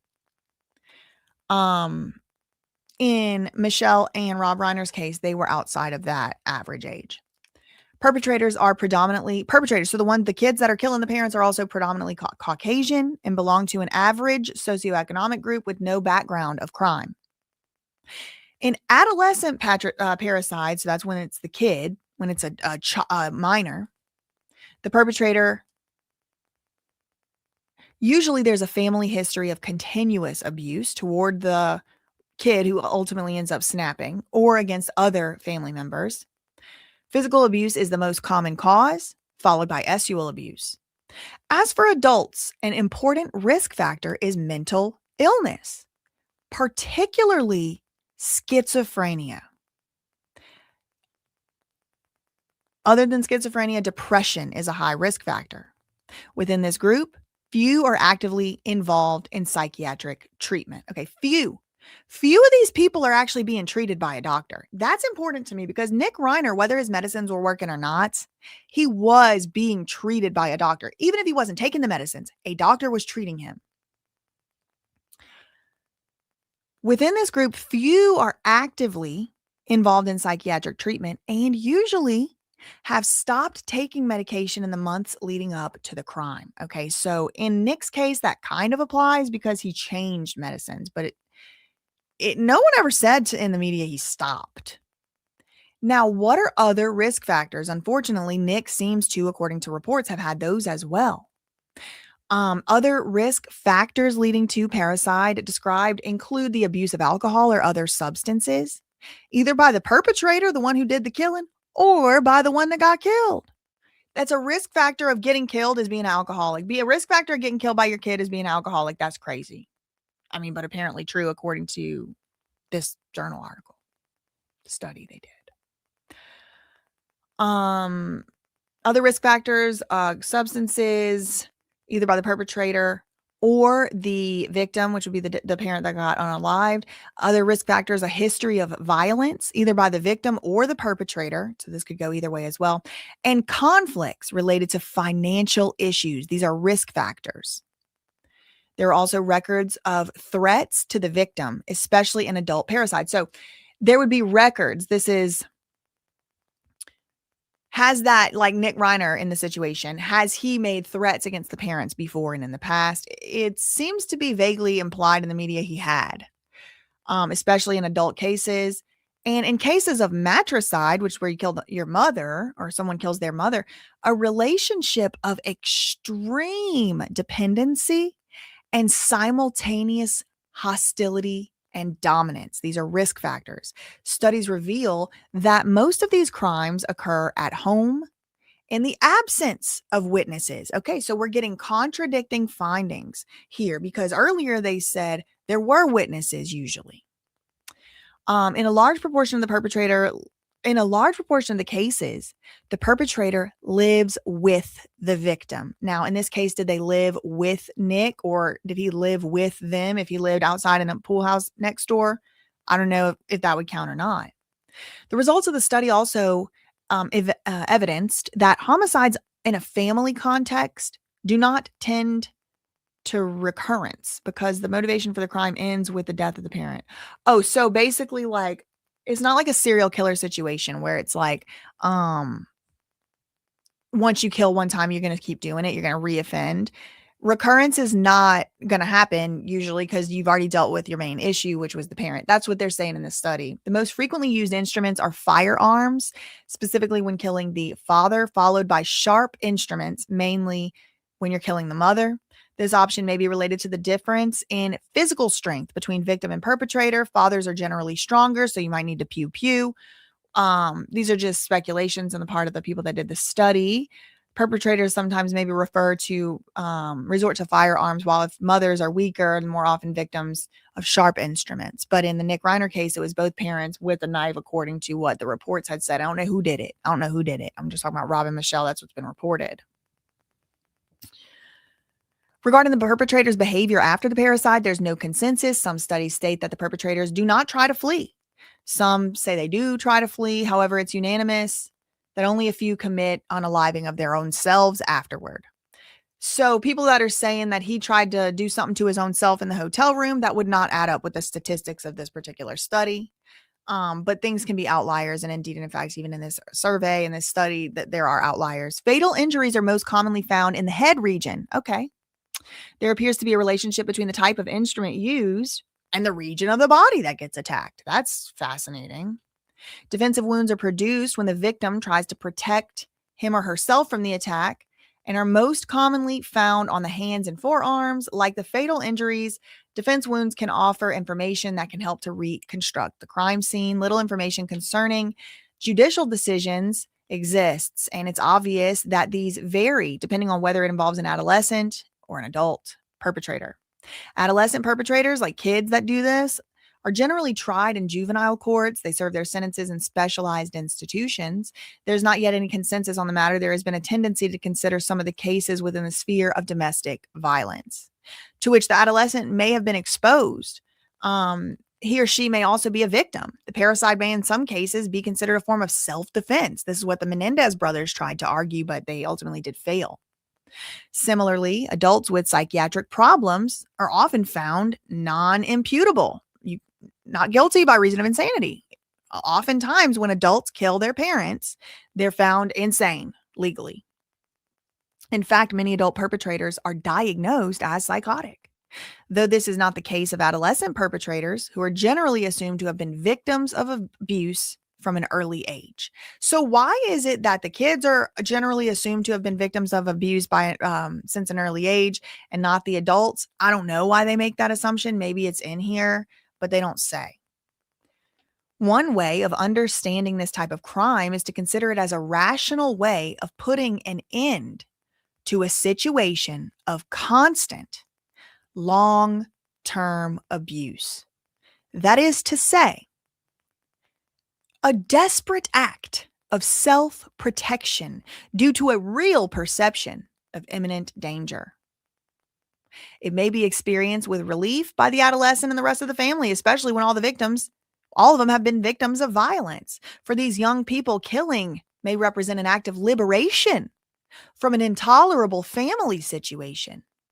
Some explanations for this type of crime can be found in the family breakdown, in the breakdown of moral values, in the breakdown of violence and neglect. This has led some American courts to apply the notion of a battered child syndrome as an extension of the doctrine of self-defense for parricide that have been subject to multiple self-defense for people who have been subject to multiple and prolonged abuse. Okay, so I'm reading y'all this part here. It was a very long paragraph, but it's being discussed here. Again, this is an academic journal of Forensics and Legal Medicine. Okay, this isn't no TMZ article. All right, look at all the citations. There's not yet a consensus on the matter, but people are leaning toward considering these as like domestic violence cases. Adults with psychiatric problems, sometimes, psychotic, with a diagnosis of psychotic. This isn't always the case of adolescent perpetrators. They are generally assumed to just be victims.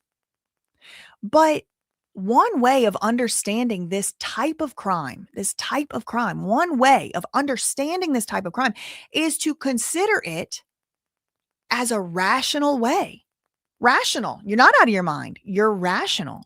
One way of understanding this crime is to say it's rational.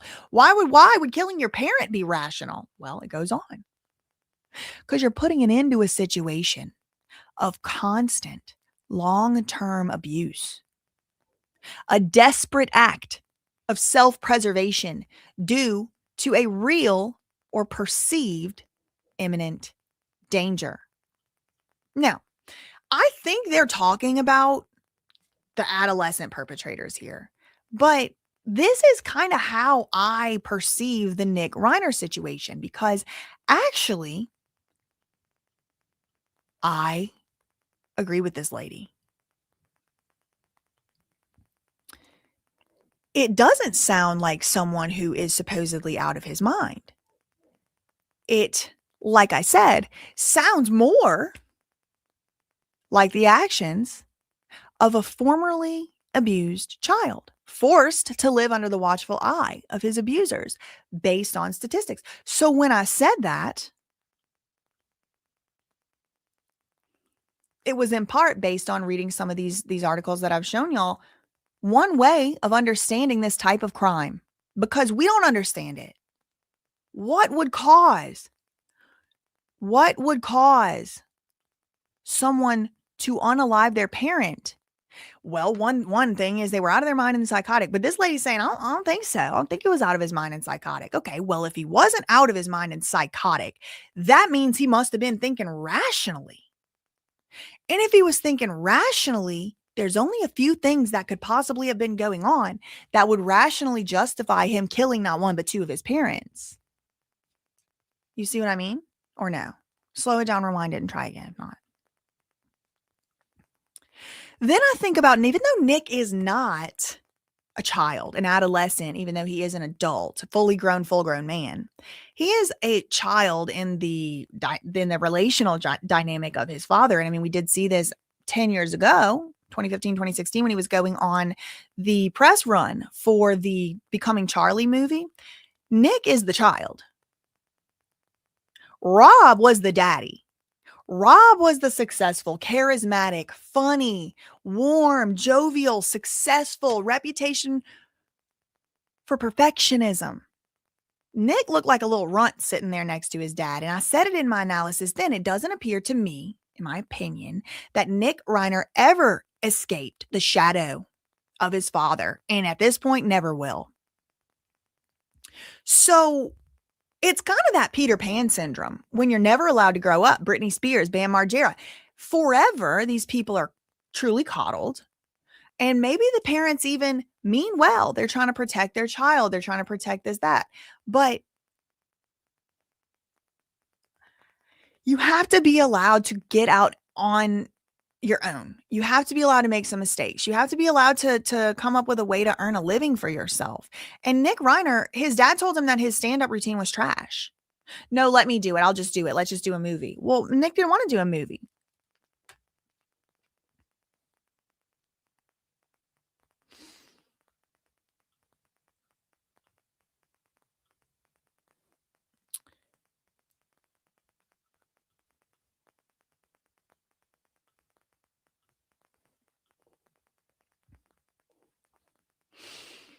This has led, and so it's not just me making this assumption, not just me speculating and making an opinion based on speculation. It's actually already being considered this way in American courts. Some American courts have applied the notion of battered child syndrome just as if it was the battered women syndrome. It's a version of self-defense. It's not guilty by reason of insanity. It's self-defense. I had to get them or they were going to get me, and I really believed it. And any reasonable person in my position would have believed it too. Reading these profiles does make me ask more questions. Were there witnesses? Didn't think about that. Were there accomplices? I've kind of thought about that. But something about this case, and this is just pure like body language, psychic analysis. Okay, this is a psychic vision. Okay, but something about this case kind of makes me think like there was somebody else in the house. Now that I'm reading these profiles, one of the things is like the perpetrators in these cases, and sometimes when they were adolescents, they were trying to protect their mother. or they were trying to protect a younger sibling from getting it. So then they went in and put an end to it once and for all. I think the Menendez brothers kind of try to argue this as well. But I'm wondering, were there witnesses? Was it, was it a situation where Nick Reiner was just done being humiliated and shitted on? Was it money? Was it that they wouldn't, was it a fight with his siblings? Was it jealousy? I mean, I'm just starting to wonder things based on these things we've read today. There are various ways to prevent this type of, let's see, extremely important. Okay, so I think that's what I wanted to show y'all from that one. And it specifically mentioned schizophrenia as a risk factor for parricide. So either he was out of his mind from the legal standard, or he wasn't. I don't know if he was or wasn't. And I personally don't think it's useful to even speculate on it at this juncture, because he hasn't even pled not guilty or guilty. He hasn't pled anything. And even once he pleads not guilty, he doesn't have to say by reason of insanity. He doesn't have to do that at the arraignment. So I think it's kind of silly to be getting all worked up. You're in that, you were in the FBI and you're getting all worked up over whether he was crazy or not crazy, or out of his mind or not out of his mind, or full of contempt and hate. I mean, I don't know. I think it's way too soon to be so invested in whether he was crazy or not, or insane or not. But I mean, okay, if it doesn't sound like the actions of someone who was out of their mind, it would kind of fly in the face of the statistics, which say that in cases of adult parricides, there's usually some mental illness. And that doesn't mean you're out of your mind, but unable to, appreciate the nature and the quality of your crime. That would probably be like delusional, hallucination, psychosis. These are the words you probably would be wanting to see. He was diagnosed with schizoaffective disorder. So was he out of his mind? Was he not? Again, I don't even think that's the right question to ask, because either he was, which fits into the profile that we saw, because a lot of the adult parricide perpetrators do have mental illness, and specifically schizophrenia. If he wasn't out of his mind, it could be characterized as rational. So if he wasn't out of his mind, why did he kill his parents in cold blood? Well, one possible way to conceptualize it or to think about it would be a response to a life of long-term abuse. I mean, that's what the article we just read said. Okay, so again, don't take my word for it. Okay. But Nick was supposedly diagnosed with schizoaffective disorder. Okay, so let's check out YaleMedicine.com's website. Yale, I mean, it's probably the best medical school in the world. Schizoaffective disorder, chronic mental health condition in which people experience schizophrenia and a mood disorder simultaneously. Another way I've seen it written is symptoms of schizophrenia and symptoms of another mood disorder simultaneously.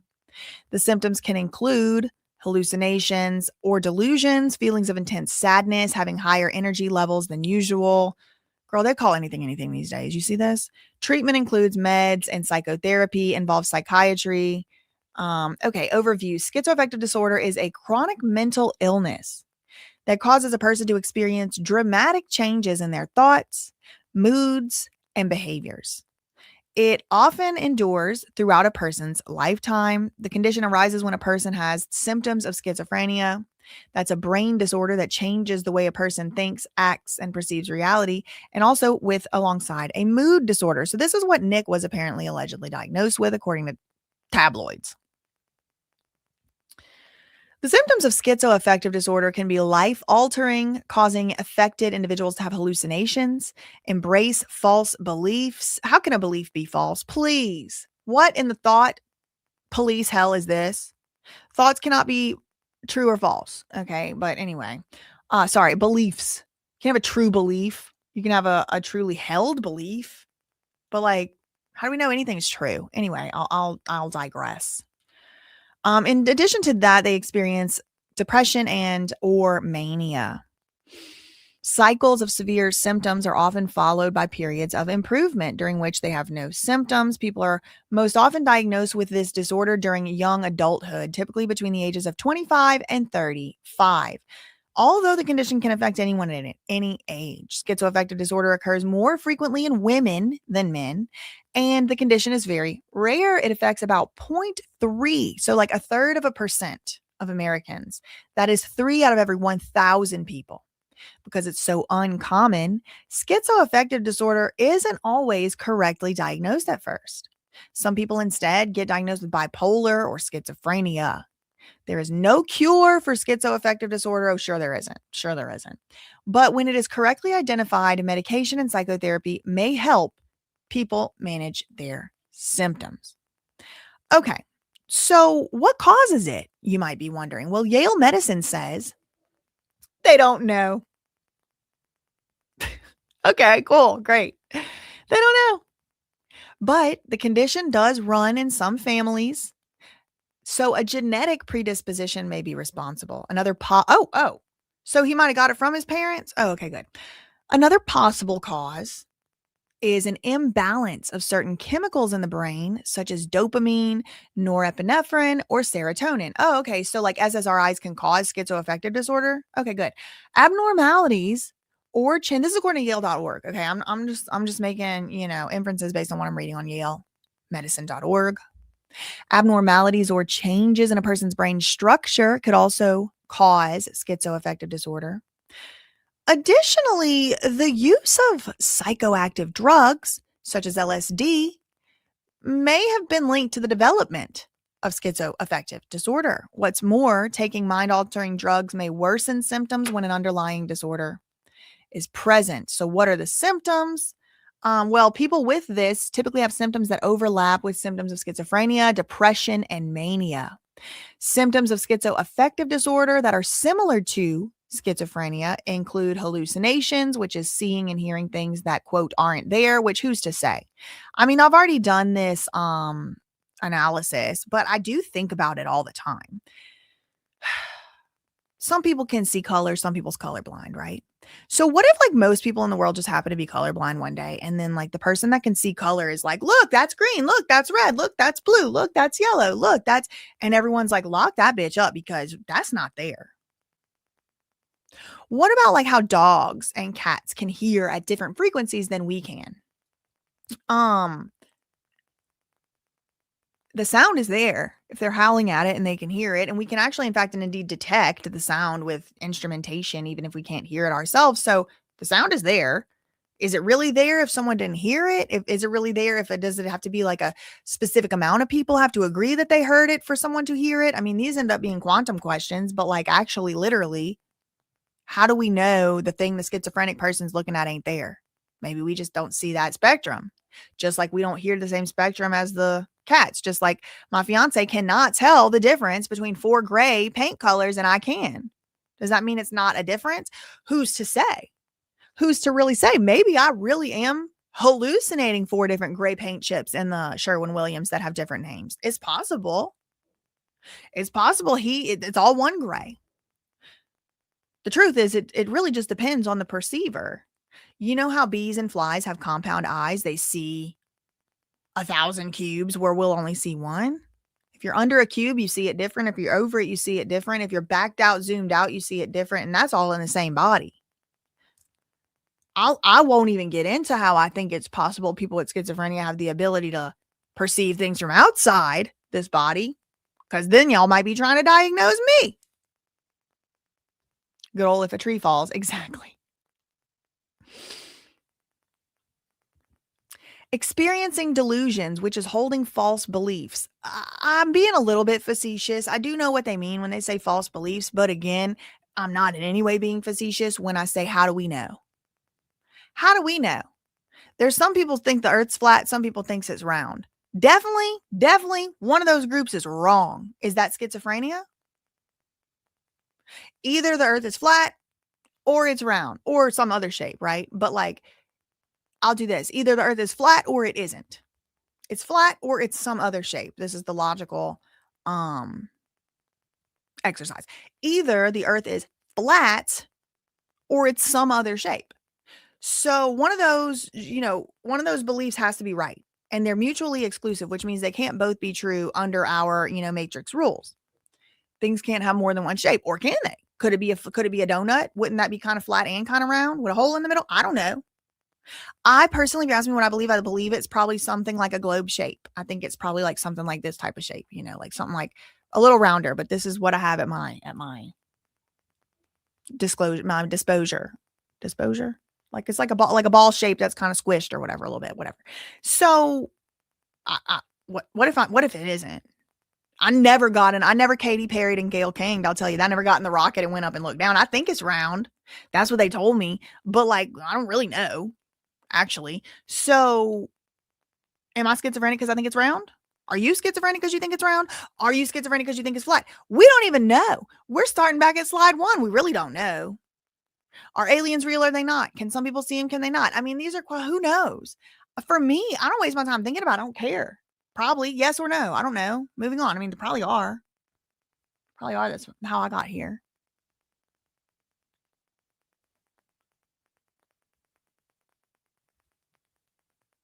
So who's really schizophrenic? The person that's just making stuff up, just accusing Nick Reiner of imagine how insane you actually have to be if you really think about it. How freaking off your rocker batshit do you actually have to be to just assume somebody murdered someone and hid a murder weapon with no proof? That's kind of insane.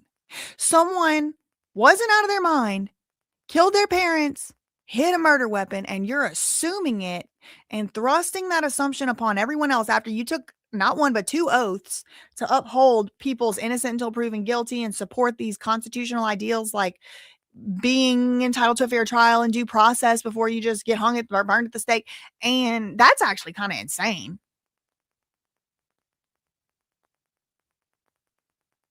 To just assume he did it. He hid the murder weapon. How do you know? Again, she might know something I don't know. They might be telling the ex-FBI agents things they're not telling us. I don't know. Disorganized speech, adopting odd or confusing behaviors. But like all of this stuff, this is why I have such an issue with this schizophrenia and schizoaffective disorder, is because none of these symptoms are objective. Every single one of these symptoms could be used by somebody that's trying to lock you up, and they can just lie. Like they could have said this stuff. They did say this stuff about Britney Spears, Bam Margera, and it wasn't true. Now, once they get done with them on the lithium and the risperidol and the gabapentin and the whatever else they give them, yeah, they probably are freaking adopting odd behaviors. But are the behaviors odd or are they rational in the context of the experience of the person? And this is something that I really, really dig into a lot. I'm really curious about, because who's to say a belief is false? Everybody on this planet has their own God-given right to have their beliefs. Religious beliefs, family beliefs, moral beliefs. Yeah, we all have to get along in a society, but what the hell is a false belief? Like, millions and billions of people practice Christianity, Hinduism, and Islam, right? Judaism is one too. Like, all of those beliefs definitely disagree with each other. So by virtue of logic, at least billions of people have false beliefs. Are they schizophrenic? No, they're not. And are they, these are symptoms of schizophrenia. Confusing behaviors. Well, stopping what you're doing and praying 5 times a day is a confusing and an odd behavior to some people, but not to like a billion. Speaking in tongues is an odd and confusing behavior to a lot of people, billions of people, but a lot of people do it. You know what I find to be confusing and odd behavior? Selling your soul by working in big law. I mean, I do understand it a little bit. The money's good and sometimes you got to pay your debts and things. I do understand it, but it's odd. It's odd and confusing. Steve-O's Wild Ride podcast is odd and confusing. Not only that, he has disorganized speech. He speaks in a way that doesn't make sense to me. He's delusional to think anybody wants to see that shit. He must be experiencing hallucination. That one, I guess I can't really find a, actually he is. He was experiencing hallucinations when he said that I was trying to kill his brother. Bam's not his brother. Is that schizophrenia? Is that schizoaffective disorder? I think no. I'm kind of being facetious. Okay. I'm just joking in a way. I don't think, necessarily Steve-O has schizophrenia, but I'm starting to wonder if anybody does. What does this freaking mean? Holding false beliefs. Billions of people have false beliefs because these religions don't agree with each other. They definitely disagree. So are all the billions who are doing the odd, confusing behavior. Again, this is so Lemified. Losing interest in and maintaining one's hygiene or self-care, like that shit could just be depression. And it's, again, every single one of these, you could end it with according to who. Number one symptom, experiencing hallucinations, seeing or hearing things that aren't there. According to who? Experiencing delusions, holding false beliefs. According to who? Who's who? Who has the real belief? Who has the false belief? Talking in a way that does not make sense to others. Which other? Who? Who others? Odd, confusing behaviors. According to who? Losing interest in maintaining one's hygiene. According to who? Somebody might say they only want to wash their hair 2 times a week. Some people might say that's nasty. Well, who's right? The one that's wrong gets to be diagnosed with schizophrenia, so choose wisely. Finding it difficult to relate to other people.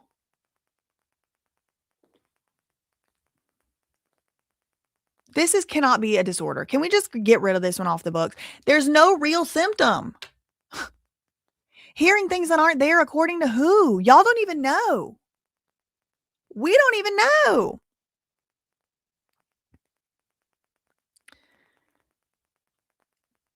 So because it's such a confusing and vague diagnosis, I looked further.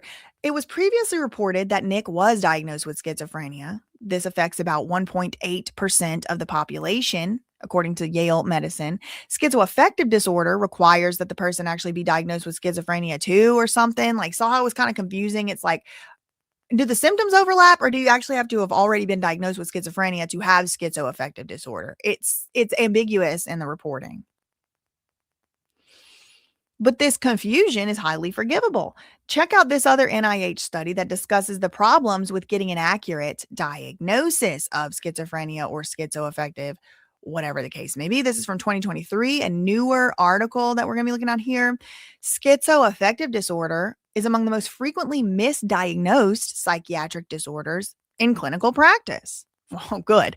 So it helps us even less now. And I could see why it's misdiagnosed, because these are the most silliest symptoms I ever heard. Odd, confusing behavior according to who, girl? Due to concerns about the reliability and the utility of the diagnostic criteria for schizoaffective disorder, some researchers have proposed revisions. I'm saying get rid of the whole thing. It's not even real. We got to get rid of that and start over. Maybe schizophrenia, but what is this new thing? Let's figure out schizophrenia first before we add a new one. Other researchers have suggested altogether removing, that's me. I'm not a researcher, but I'm a proponent of this. Just remove it from the DSM. This activity describes limitations and challenges related to the diagnostic criteria and highlights the interprofessional team's role in caring for patients. Schizoaffective disorder is one of the most misdiagnosed disorders. The challenges are the challenges lie within the diagnostic criteria itself. Right. We just went over them. Because the disorder is part of a spectrum that shares criteria with many other prominent. It's like so loosey-goosey, and it's already loosey-goosey in and of itself. Then it's just like this blurry set of symptoms. She doesn't see the same things as me. She hears other frequencies than me. She must be needing to be lobotomized with gabapentin. It's crazy. That's crazy. Not the person hearing things.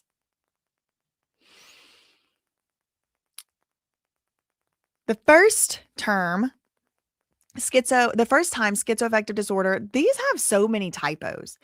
The term schizoaffective disorder first appeared as a subtype of schizophrenia in the first edition of the DSM.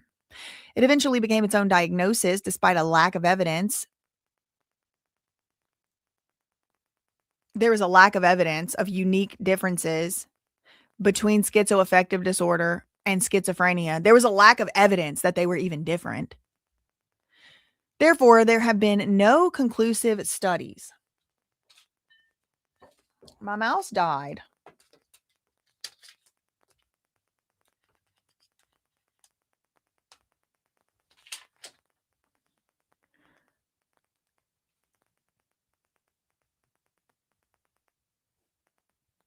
Therefore, there have been no conclusive studies on the disorder's etiology. However, investigating the potential causes of mood disorders and schizophrenia as an individual disorder allows for further discussion. Some studies show that as high as 50% of people with schizophrenia also have depression. The pathogenesis of both mood disorders and schizophrenia is multifactorial. Okay, so what causes schizophrenia and what causes every other mood disorder is multiple factors. It's not just one thing.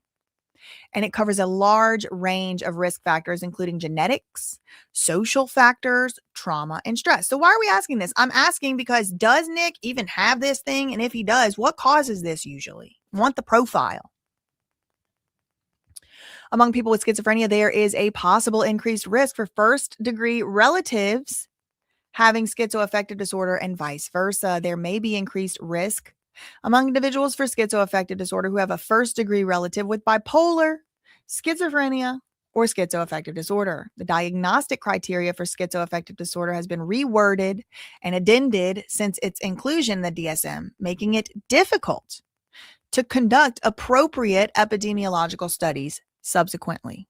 Thus, there have been no large-scale studies on the epidemiology, incidence, or prevalence of schizoaffective disorder. Research shows that 30% of cases occur between the ages of 25 and 35 and occur more frequently in women. Schizoaffective disorder occurs about one-third as frequently as schizophrenia, so it's rarer than schizophrenia. And the lifetime prevalence appears to be around 0.3% of the population. Estimates are that schizoaffective disorder comprises 10 to 30% of inpatient admissions for psychosis.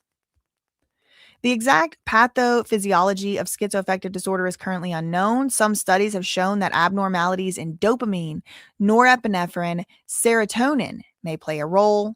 Also, white matter abnormalities in multiple areas of the brain, particularly from the right lentiform nucleus, left temporal gyrus, and the right precuneus are associated with schizophrenia and schizoaffective disorder. So sometimes they be scanning their brains, but not always. Researchers have also found a reduced hippocampal volume and distinct deformations in the medial and lateral thalamic regions in those with schizoaffective disorder compared to controls. Okay, so I just wanted to show you all that article to basically show you, like, no wonder. Who knows what Nick REINER has? Does he have schizoaffective, schizophrenia? Who knows? The doctors don't even know what the definition is. I just read y'all from the study. Now, specifically, the DSM-5 criteria for schizoaffective disorder are an uninterrupted duration of illness during which there is a major mood episode, manic or depressive, in addition to criteria. A, for schizophrenia, the major depressive episode must include a depressed mood. Criteria A for schizophrenia is as follows: 2 or more of the following presentations. So we just read the criteria for, some of the symptoms of schizoaffective disorder that overlap with schizophrenia. So now I'm about to read just the DSM-5 straight up. What are the symptoms of schizophrenia? You have to have 2 or more of the following, each present for a significant amount of time during a 1-month period. At least one of these must be from the first 3: delusions, hallucinations, disorganized speech, grossly disorganized or catatonic behavior, negative symptoms, diminished emotional expression or abolition, hallucinations and delusions for 2 or more weeks in the absence of a major mood episode, manic or depressive, during the entire lifetime duration of the illness. Symptoms that meet the criteria for a major mood episode are present for most of the total duration of both the active and residual portions of the illness. The disturbance is not the result of the effects of a substance. Well, that is going to cause a problem. And if something is caused by a substance, then it's not inherent in you. Okay, it's a drug-induced schizophrenia. Okay, you might have heard before. It has to be ruled out that the schizophrenia was caused by a drug. So I have questions. When did Nick get diagnosed? Did he get diagnosed in a rehab? Because if he did, then he was on drugs. That can't be reliable. Has to be when he's not on the drugs. Then they're saying that actually, wait, hold on. LSD can cause indeed and in fact schizoaffective disorder. You see how it all kind of like contradicts? And it's because none of these people really know what they're talking about. Okay. And this is who they want to put in charge of all of our health. This is who we're going to listen to the doctors. The doctor, you get there was warning signs. The doctors had him on a cocktail of medications and he killed his freaking parents. Clearly the medicines from the doctors weren't helping. The doctors have him on medicine in jail right now. He don't even know where he damn is. Is that really helping?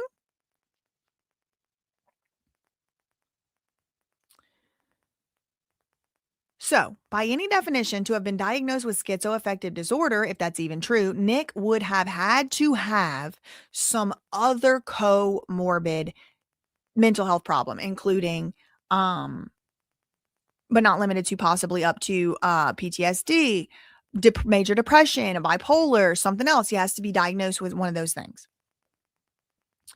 Or have symptoms of it, not diagnosed. Most patients with schizophrenia have, okay.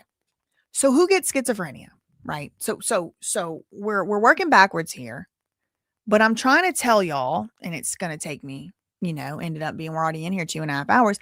I'm trying to tell y'all, because Miss Lady over here already decided Nick's guilty. So I don't really think so. She said, one thing we can agree on, it doesn't sound like the actions of someone who's lost their mind. It doesn't sound like that to me either. I'm taking the alternative approach because none of us really know because we weren't there, that he was rationally acting in a way against a perceived threat, perhaps a lifelong threat. So I said, sounds more like actions of somebody that was abused and now he's just stuck.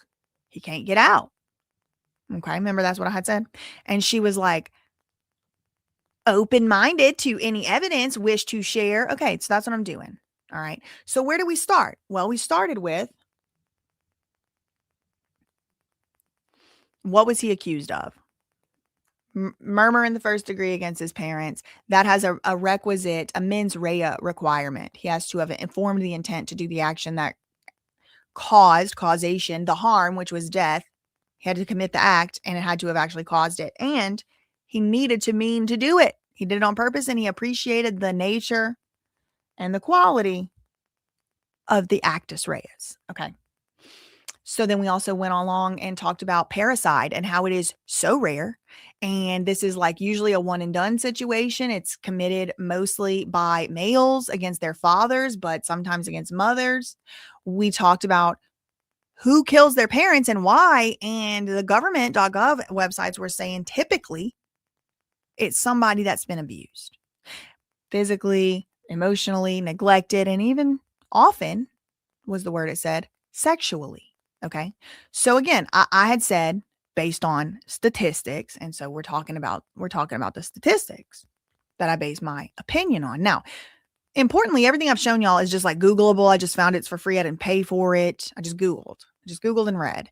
And I'm not taking any of this as if it's gospel. That's why I'm reading all these different sources.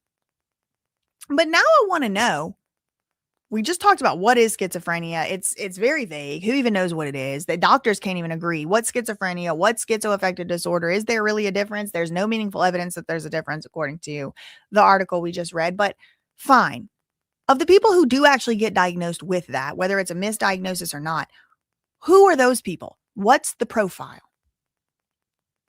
Well, most patients with schizophrenia have experienced trauma in their life. Most patients, according to psychiatrist.com, and they do cite these studies down here at the bottom. You see the references, they have 38 and they're all medical journals and, legal journals. Okay. So these are their sources down here. You can check this article out. It's called Relationship Between, this came out last year, a year ago, less than a year really, but pretty much a year. It says it's the Journal of Clinical Psychiatry. It's a serious journal. Relationship between trauma, PTSD, and schizophrenia. Relevance for outcomes, screenings, and interventions. There's a section here called Trauma and Schizophrenia. Okay, so we're told Nick REINER has schizoaffective disorder. We're not really sure how that differs from schizophrenia according to the medical science and the medical journals. So we're just going to kind of loop it together like they do. Trauma and schizophrenia. Trauma is probably the most important known and modifiable environmental risk factor associated with schizophrenia. Wow. The most important known and modifiable environmental risk factor associated with schizophrenia. It has also been identified as a transdiagnostic risk factor for poor outcomes for schizophrenia. So if you got schizophrenia and trauma, it's more likely you're going to have poor outcomes, like maybe kill your parents or something. The link between psychosis and trauma is complex, multifactorial, and likely also bidirectional.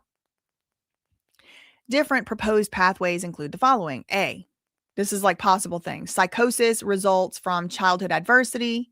B, trauma, which is accidents, physical altercation, unalive attempts as a result of behaviors or experiences that are related to psychosis. Or involuntary treatment. Psychosis as a result of childhood adversity. Trauma as a result of behaviors or experiences related to involuntary treatment. It can make you go crazy chicken egg. Or psychosis as a dimension of PTSD, or PTSD and re-traumatization as stressors that can worsen the course. But they don't really know. But look at the highlighted part. 70 to 90%, so most, patients with schizophrenia have experienced a traumatic event in their life, compared to 39 to 56% of the general population. Okay, so it is statistically significant. I know a lot of y'all were about to say, who hasn't experienced trauma? According to the way that they collect their data of what trauma is, a traumatic event, only 39 to 56% of us. I'm assuming I have a higher self-selecting trauma audience because I do see things through that lens and I do talk about it a lot on this channel. So I would expect a higher self-selection of people who have endured trauma on this channel. So maybe a higher percentage of my audience, but this is the general population. 39 to 56% of the general population would consider themselves to have experienced a traumatic event in their life. But 70 to 98% of schizophrenic people with schizophrenia have. That's much higher than the general population. Patients with schizophrenia are also more likely to have suffered an adverse childhood experience. This is childhood trauma.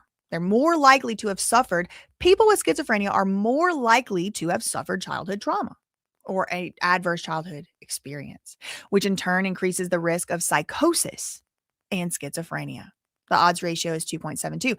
There's also evidence that traumatic experiences influence the content of psychotic symptoms, including hallucinations and delusions. So when you're hallucinating, something in the corner, it's going to be Donnie Darko. It's not going to be a little bunny.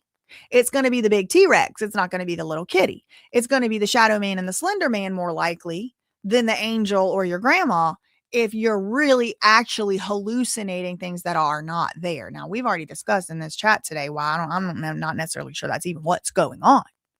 But this is the medical journal, psychiatrist.com. Again, this is in the Journal of Clinical Psychiatry. All right. This ain't no middle of the mall publication. All right. So there's evidence that these traumatic experiences influence what the schizophrenic people actually are schizophrenic seeing or whatever, hearing or whatever, the content of these symptoms. Moreover, the frequency and severity of early traumatic events during both adulthood and childhood correlate positively with the frequency and severity of PTSD, which is often, as we mentioned, comorbid with schizophrenia. According to a meta-analysis of 13 different studies, so they took all the patients of all the 13 studies, patients with first episode psychosis, so they had their first psychosis episode, the pooled prevalence of PTSD symptoms was 42. And the pooled prevalence of a syndromal PTSD diagnosis was 30%. The risk of PTSD was increased in patients. Oh,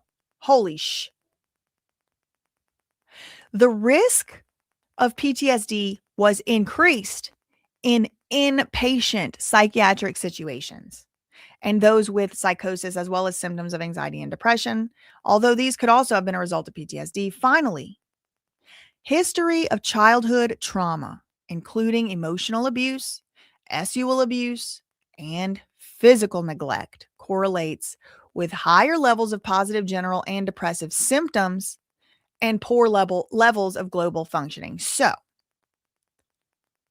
most people with PTSD have experienced trauma. A higher percentage of people, most people with schizophrenia diagnosis, have experienced trauma, up to 98% of them.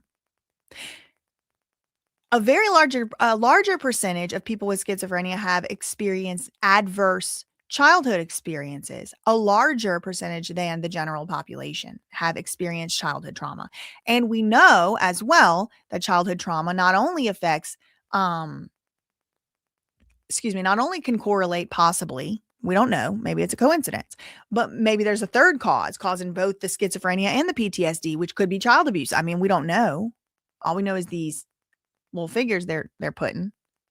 But a history of childhood trauma can and often does result in a poorer outcome for life. All right. So this is all just me trying to understand why Nick Reiner would have done that to his parents if he did. Why?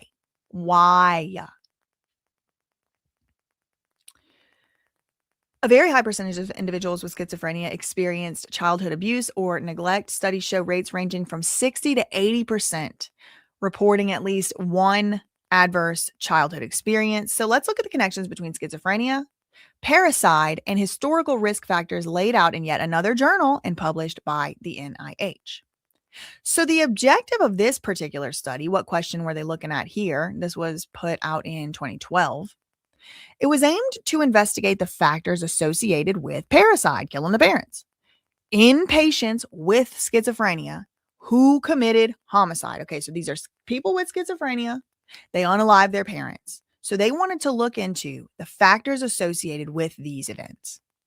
Among patients with schizophrenia who were in the National Institute of Forensic Psychiatry between November and December 2007, 88 patients who committed homicides were enrolled. 59. So this is a much bigger sample than 7. 59 had committed parricide. 29 had killed strangers. Medical charts were looked at, written expert opinions, written records of police or prosecutors, and court decisions were reviewed. Direct interviews with patients were also conducted. And what were the results? Significant factors associated with parricide among homicidal patients with schizophrenia. Okay, what are the significant factors? Number 1, living with the parent still. Living with them still. Not being able to get out on your own. Females were more likely to do it here. That's crazy. Oh, the victim. Females were more likely to be killed. And in the Nick Reiner case, that did happen. So 1 and 2, right? He apparently allegedly got schizophrenia or schizoaffective disorder, which they don't really differentiate what that even really is, the difference between those. Living with the victim. In Nick Reiner's case, he was living at least in the guest house of his parents who ended up unalived. I don't know if he did it. One of the victims was a female. And offense-provoking events. All right. Significant risk factors for schizophrenic people killing their parents. Living with the parents. And offense-provoking events. An offense-provoking event. What is that? Scolding, threatening, forced, hospitalization. Hold on a second. I'm starting to just feel like schizophrenic people are just getting beat up on all the time. None of this stuff means anything. Wouldn't any normal person be offended at the thought of having their freedoms restricted? Again, this is why. These are the things that made me form my opinion that this Nick Reiner's behavior doesn't seem crazy. It doesn't seem like he was out of his mind. I agree with the FBI lady. It doesn't seem like he was out of his mind. It seems more like he was acting rationally in response to perhaps an offense-provoking event. Now, when I say reacting rationally, I want to be very clear. I'm talking about logically rationally, because that would fill in the motive. Someone who kills over a will or an inheritance is not, in our colloquial sense, acting rationally. But if you put in for the factor of all of their motivations, it does become rational as like a logical A, if B, then C. Because I will never, ever, unless literally it's self-defense. Like if someone's coming at you, that's about to unalive you, I'm going to say you could defend yourself. But like, I would never say, oh yeah, like someone's schizophrenic and their dad scolded them, the dad needs to die. That's not acceptable. Okay, that's not what I'm trying to say in any way. And it's illegal. And immoral. Thanks so much to Hate You for the $1.99 super sticker. Thank you to Kay becoming a member. Thank you, Kay, for the $20 super chat. Thank you for all you do. I could listen to you all day. Your heart is pure, and I appreciate your ability to see all sides and take crap from no one. Aries, Sun, Virgo, Moon here. We see each other. Seriously. Thank you so much for that. $20 super chat. Misty said her parents were evil and lied on her so much as a kid, and they would provoke her, trying to have meme a scene, trying to make you make a scene, and then they would play victim. Look, I saw some body camera footage in Tulsa, Oklahoma. I'll never forget. I'll tell you that. Okay, so significant factors associated with parricide is, and when the person had schizophrenia, and remember, in adults that kill their parents, schizophrenia was highly occurring, and schizophrenia is rare. Killing your parents is rare. So there are not a lot of conclusions we can draw, but based on the statistics so far, put a 3 in the chat if you can see why it is. If you can see why it is that I would have come up with this theory as a possibility.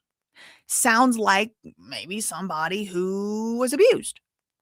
That abuse could have contributed as a risk factor to the schizophrenia or the schizoaffective disorder. It also could have contributed as a factor to the motive of why Nick would have wanted to harm his parents. Again, I'm not saying he even harmed the parents, by the way. I don't know who did that. He didn't have any cuts on his hands. There's really no proof that he did it. There's no murder weapon. There was no cuts on his hands, according to the hotel people. The blood in the hotel room, that looks pretty bad until you look at the fact he didn't have no blood on him at all. No, he violently murdered both of his parents. I saw reports that he slit their throat, and he'd have no blood on him at all. Did they find the clothes? I think, this is as good of a speculation as any with the non-information that they've given us as the public, but I had to get scolded myself. I got scolded by the former FBI agent.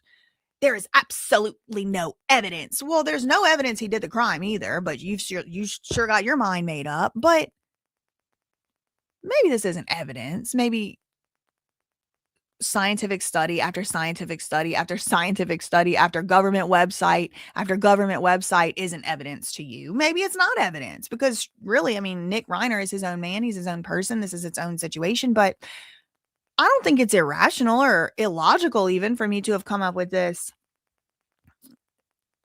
opinion. And I reserve the right to change my mind on this opinion. Also, I'm not saying for sure that's my opinion. What I'm saying is it sounds like to me, that's what it could be. I reserve the right to change my mind. You see how I'm not married to it where it's absolutely no evidence. I said she was allowed to have her opinion. I don't know what they teach them over there at the FBI Academy, but I do know for sure that they have to swear with their right hand in the air to uphold the Constitution or to protect it and defend it. And she's not protecting and defending Nick REINER's right to a fair trial. Now she's retired. She can say what she wants. She can speculate if she wants to, but y'all aren't going to see me out here scolding her for having her silly little opinion that I don't think is based on evidence at all. All these little evidence things she mentions, half of them's not even in any way proven. I've seen no proof of any of that. She has her mind made up, but I can't throw out a little, it sounds like to me, without getting squawked at. This is an unfair allegation to wage without proof. Well, girl, I mean, is this proof? Here's the statistics I base that opinion on. These are we've gone over it for 2.5 hours now. Now, this is really interesting. Capgras syndrome was present at a significantly higher rate in the parricide group than the stranger group. Capgras syndrome is where somebody thinks their parents were body swapped for imposters. Drug compliance at the time of the offense was low in both groups. So had he stopped taking his medicine is a question that after reading these different studies, I do wonder. Had he completely stopped taking his medicine, not just switched, but just stopped? I don't know. So the conclusions of this study, again, this one was published, Clinical Features of Parricide in Patients with Schizophrenia in 2012. The conclusion of the study was untreated psychotic symptoms, living with elderly parents, especially elderly mothers, and conflicts caused by the parents' scolding, threatening forced hospitalization, and forcing medication on the patients are associated with parricide. One more time, the conclusion of the whole article. Untreated psychotic symptoms, living with elderly parents, especially mothers, and conflicts caused by the parents scolding, threatening, forced hospitalization, and forcing medications on the patients are all associated with parricide among homicide offenders with schizophrenia. So, I don't know if I would go so far as to call that proof, but I will call it support. And it seems like it's a hell of a lot stronger support, in my opinion. Put a 4 in the chat if you agree, which is my opinion. Hell of a lot stronger support than this unsubstantiated, unproven, weak argument. I'm trying to look at the psychological profile. Okay, I'm trying to look at the profile of the person. Who has schizophrenia and kills their parents? Among the group of people that have schizophrenia, among the group of people that kill their parents and they have schizophrenia, here's the risk factors. Okay. Nick had been diagnosed supposedly with schizophrenia, or at least had symptoms of it, and allegedly, supposedly, according to allegations, killed his parents. What does that overlap do? The overlap on the punnet, whatever. The overlap, the XY of people that have schizophrenia and killed their parents. What are the factors? Untreated psychotic symptoms, living with elderly parents. Okay. Conflicts caused by being scolded, threatening forced hospitalization, and forcing medication on the patients. The first thing I said when I found out Nick REINER was accused of unaliving both of his parents, I said it on Twitter. I've shown it on this channel already before. I wonder if a conservatorship was in the works. I had never read this, but as it turns out, I might have been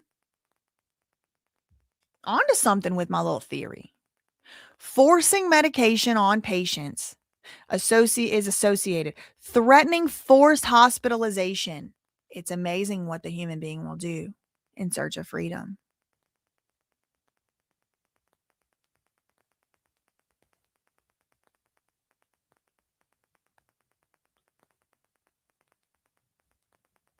Now, that is not to say they deserved it, they asked for it, they caused their own death. That isn't to blame a victim. That isn't to say anything of the sort. You cannot kill your parents without consequence. And I completely hope, pray, and expect he will get a fair trial. And if he is guilty, he will go to prison. I am not defending his behavior, but what I am doing is defending the idea of innocent until proven guilty.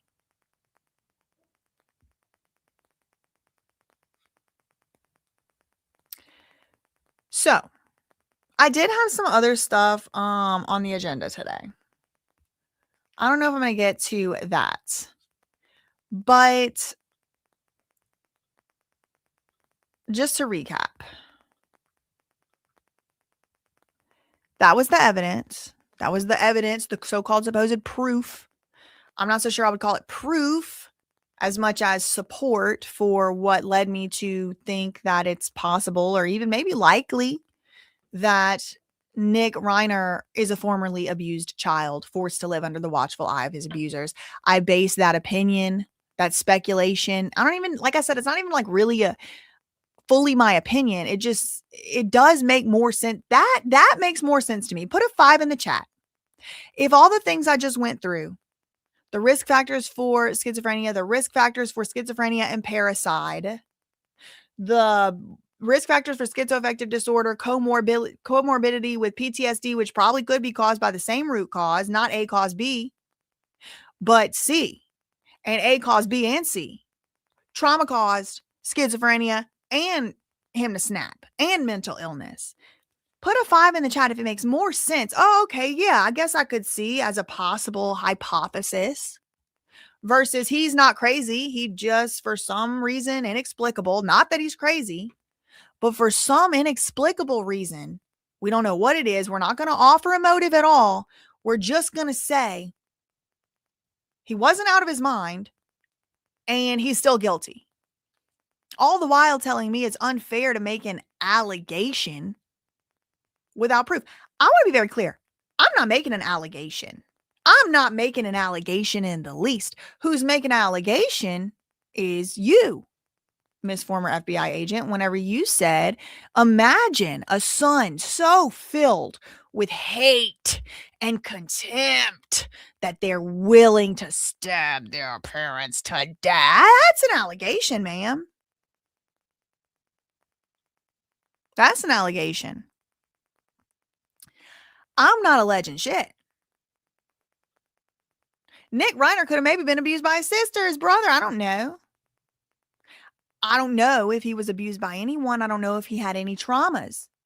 But in my heart of hearts, in my gut, I think he did have some traumas. I think he had some experienced some traumatic events. And I think it could have had something to do with his family life growing up and continuing to this very day. I think this is a gut feeling. This before I ever read a study, I had a gut feeling that Nick Reiner wasn't really ever allowed to leave the shadow, the daunting and immense shadow of not only his very famous, successful, charismatic, perfectionist dad, but also his mom, who's very successful and famous and child actor and all that. I mean, these people are beloved. He was never also allowed to escape the overbearing shadow of his past. He was never allowed to be seen. He was never seen as anything other than a weird, annoying junkie. I mean, however they've been describing him in the media. And I think that in and of itself is enough to drive a completely rational person nihilistic, at least. Those are just my opinions. Now, put together with all of the things that I just now went over, a picture starts to get painted. And to me, in my opinion, in my belief, based on, remember slide 1? None of us were there. We really don't know. They're hiding evidence from us. We really don't know. But in order to participate in a matter, and the debate, the discourse, the disagreement, a matter of public concern, we got to make speculations. This lady made some speculations. She's allowed to do that. Good for her. I'm glad she's exercising her rights of the Constitution that she at least at one point promised to uphold. But I'm allowed to do that too without being scolded. Okay. Absolutely unfair allegation. Girl, you are saying that the man stabbed his parents to death with no proof. There's no proof. There's no murder weapon. You said it yourself. There was no cuts on his hands. There was no blood. We were never even told who the blood in the hotel room was for. The autopsy results, the coroner's reports are sealed. There's no proof he did this. You're the one making allegations. Just relax. It's fine. You're allowed to, but just freaking relax. I don't know why these Megan Cuniff types get on News Nation and then all of a sudden decide that they are the carriers of the torch for the prosecution. Dude, why don't we just see what happened? Let's see the evidence. To me, it sounds like somebody was abused and he snapped. That's what it sounds like to me. I think I'm allowed to have that opinion. I just gave y'all 2.5 hours worth of statistics. And I didn't even show you every single thing that I based my opinion on. That was just a few of them. But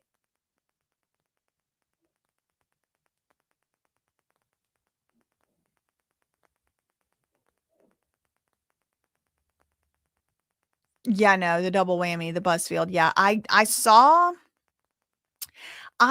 the Busfield thing again. This is my third hour, going in a third hour on stream. So I am about to get off of here, but that's what I base my opinion on. I reserve the right to change my mind. I'm not saying Nick Reiner's innocent. I'm not saying he's guilty either. I don't have enough information personally, and frankly, none of us do. So even Nick Reiner himself's acting like he don't remember what happened. Let's not get so big for our britches that we act like we know what happened just because TMZ said something. Unless, again, this former FBI agent, maybe she has some type of background information that she's getting that, we don't have access to. I can tell you for sure, I have no more information than y'all do. And I encourage you to go and do your own research and try to figure it out yourself, because I'm still left with the question, why? Schizophrenia is very rare, but like unaliving your parents at all is very rare. But then unaliving both of them is extremely rare. It seems like there's only a few like risk factors that do kind of like result in that. And one of them is schizophrenia or schizoaffective disorder. But it seems like most people with schizophrenia have had traumatic pasts. So that's where I base my opinion. That's why I said what I said. I do stand by it. I actually think what I said makes hell of a lot more logical sense than he wasn't crazy and he just killed his parents. You know, like, come on, offer up a motive next time before you scold somebody. That's all I really had for this one. In the meantime, facts ain't defamation, neither are opinions. Love you, mean it. Okay, bye.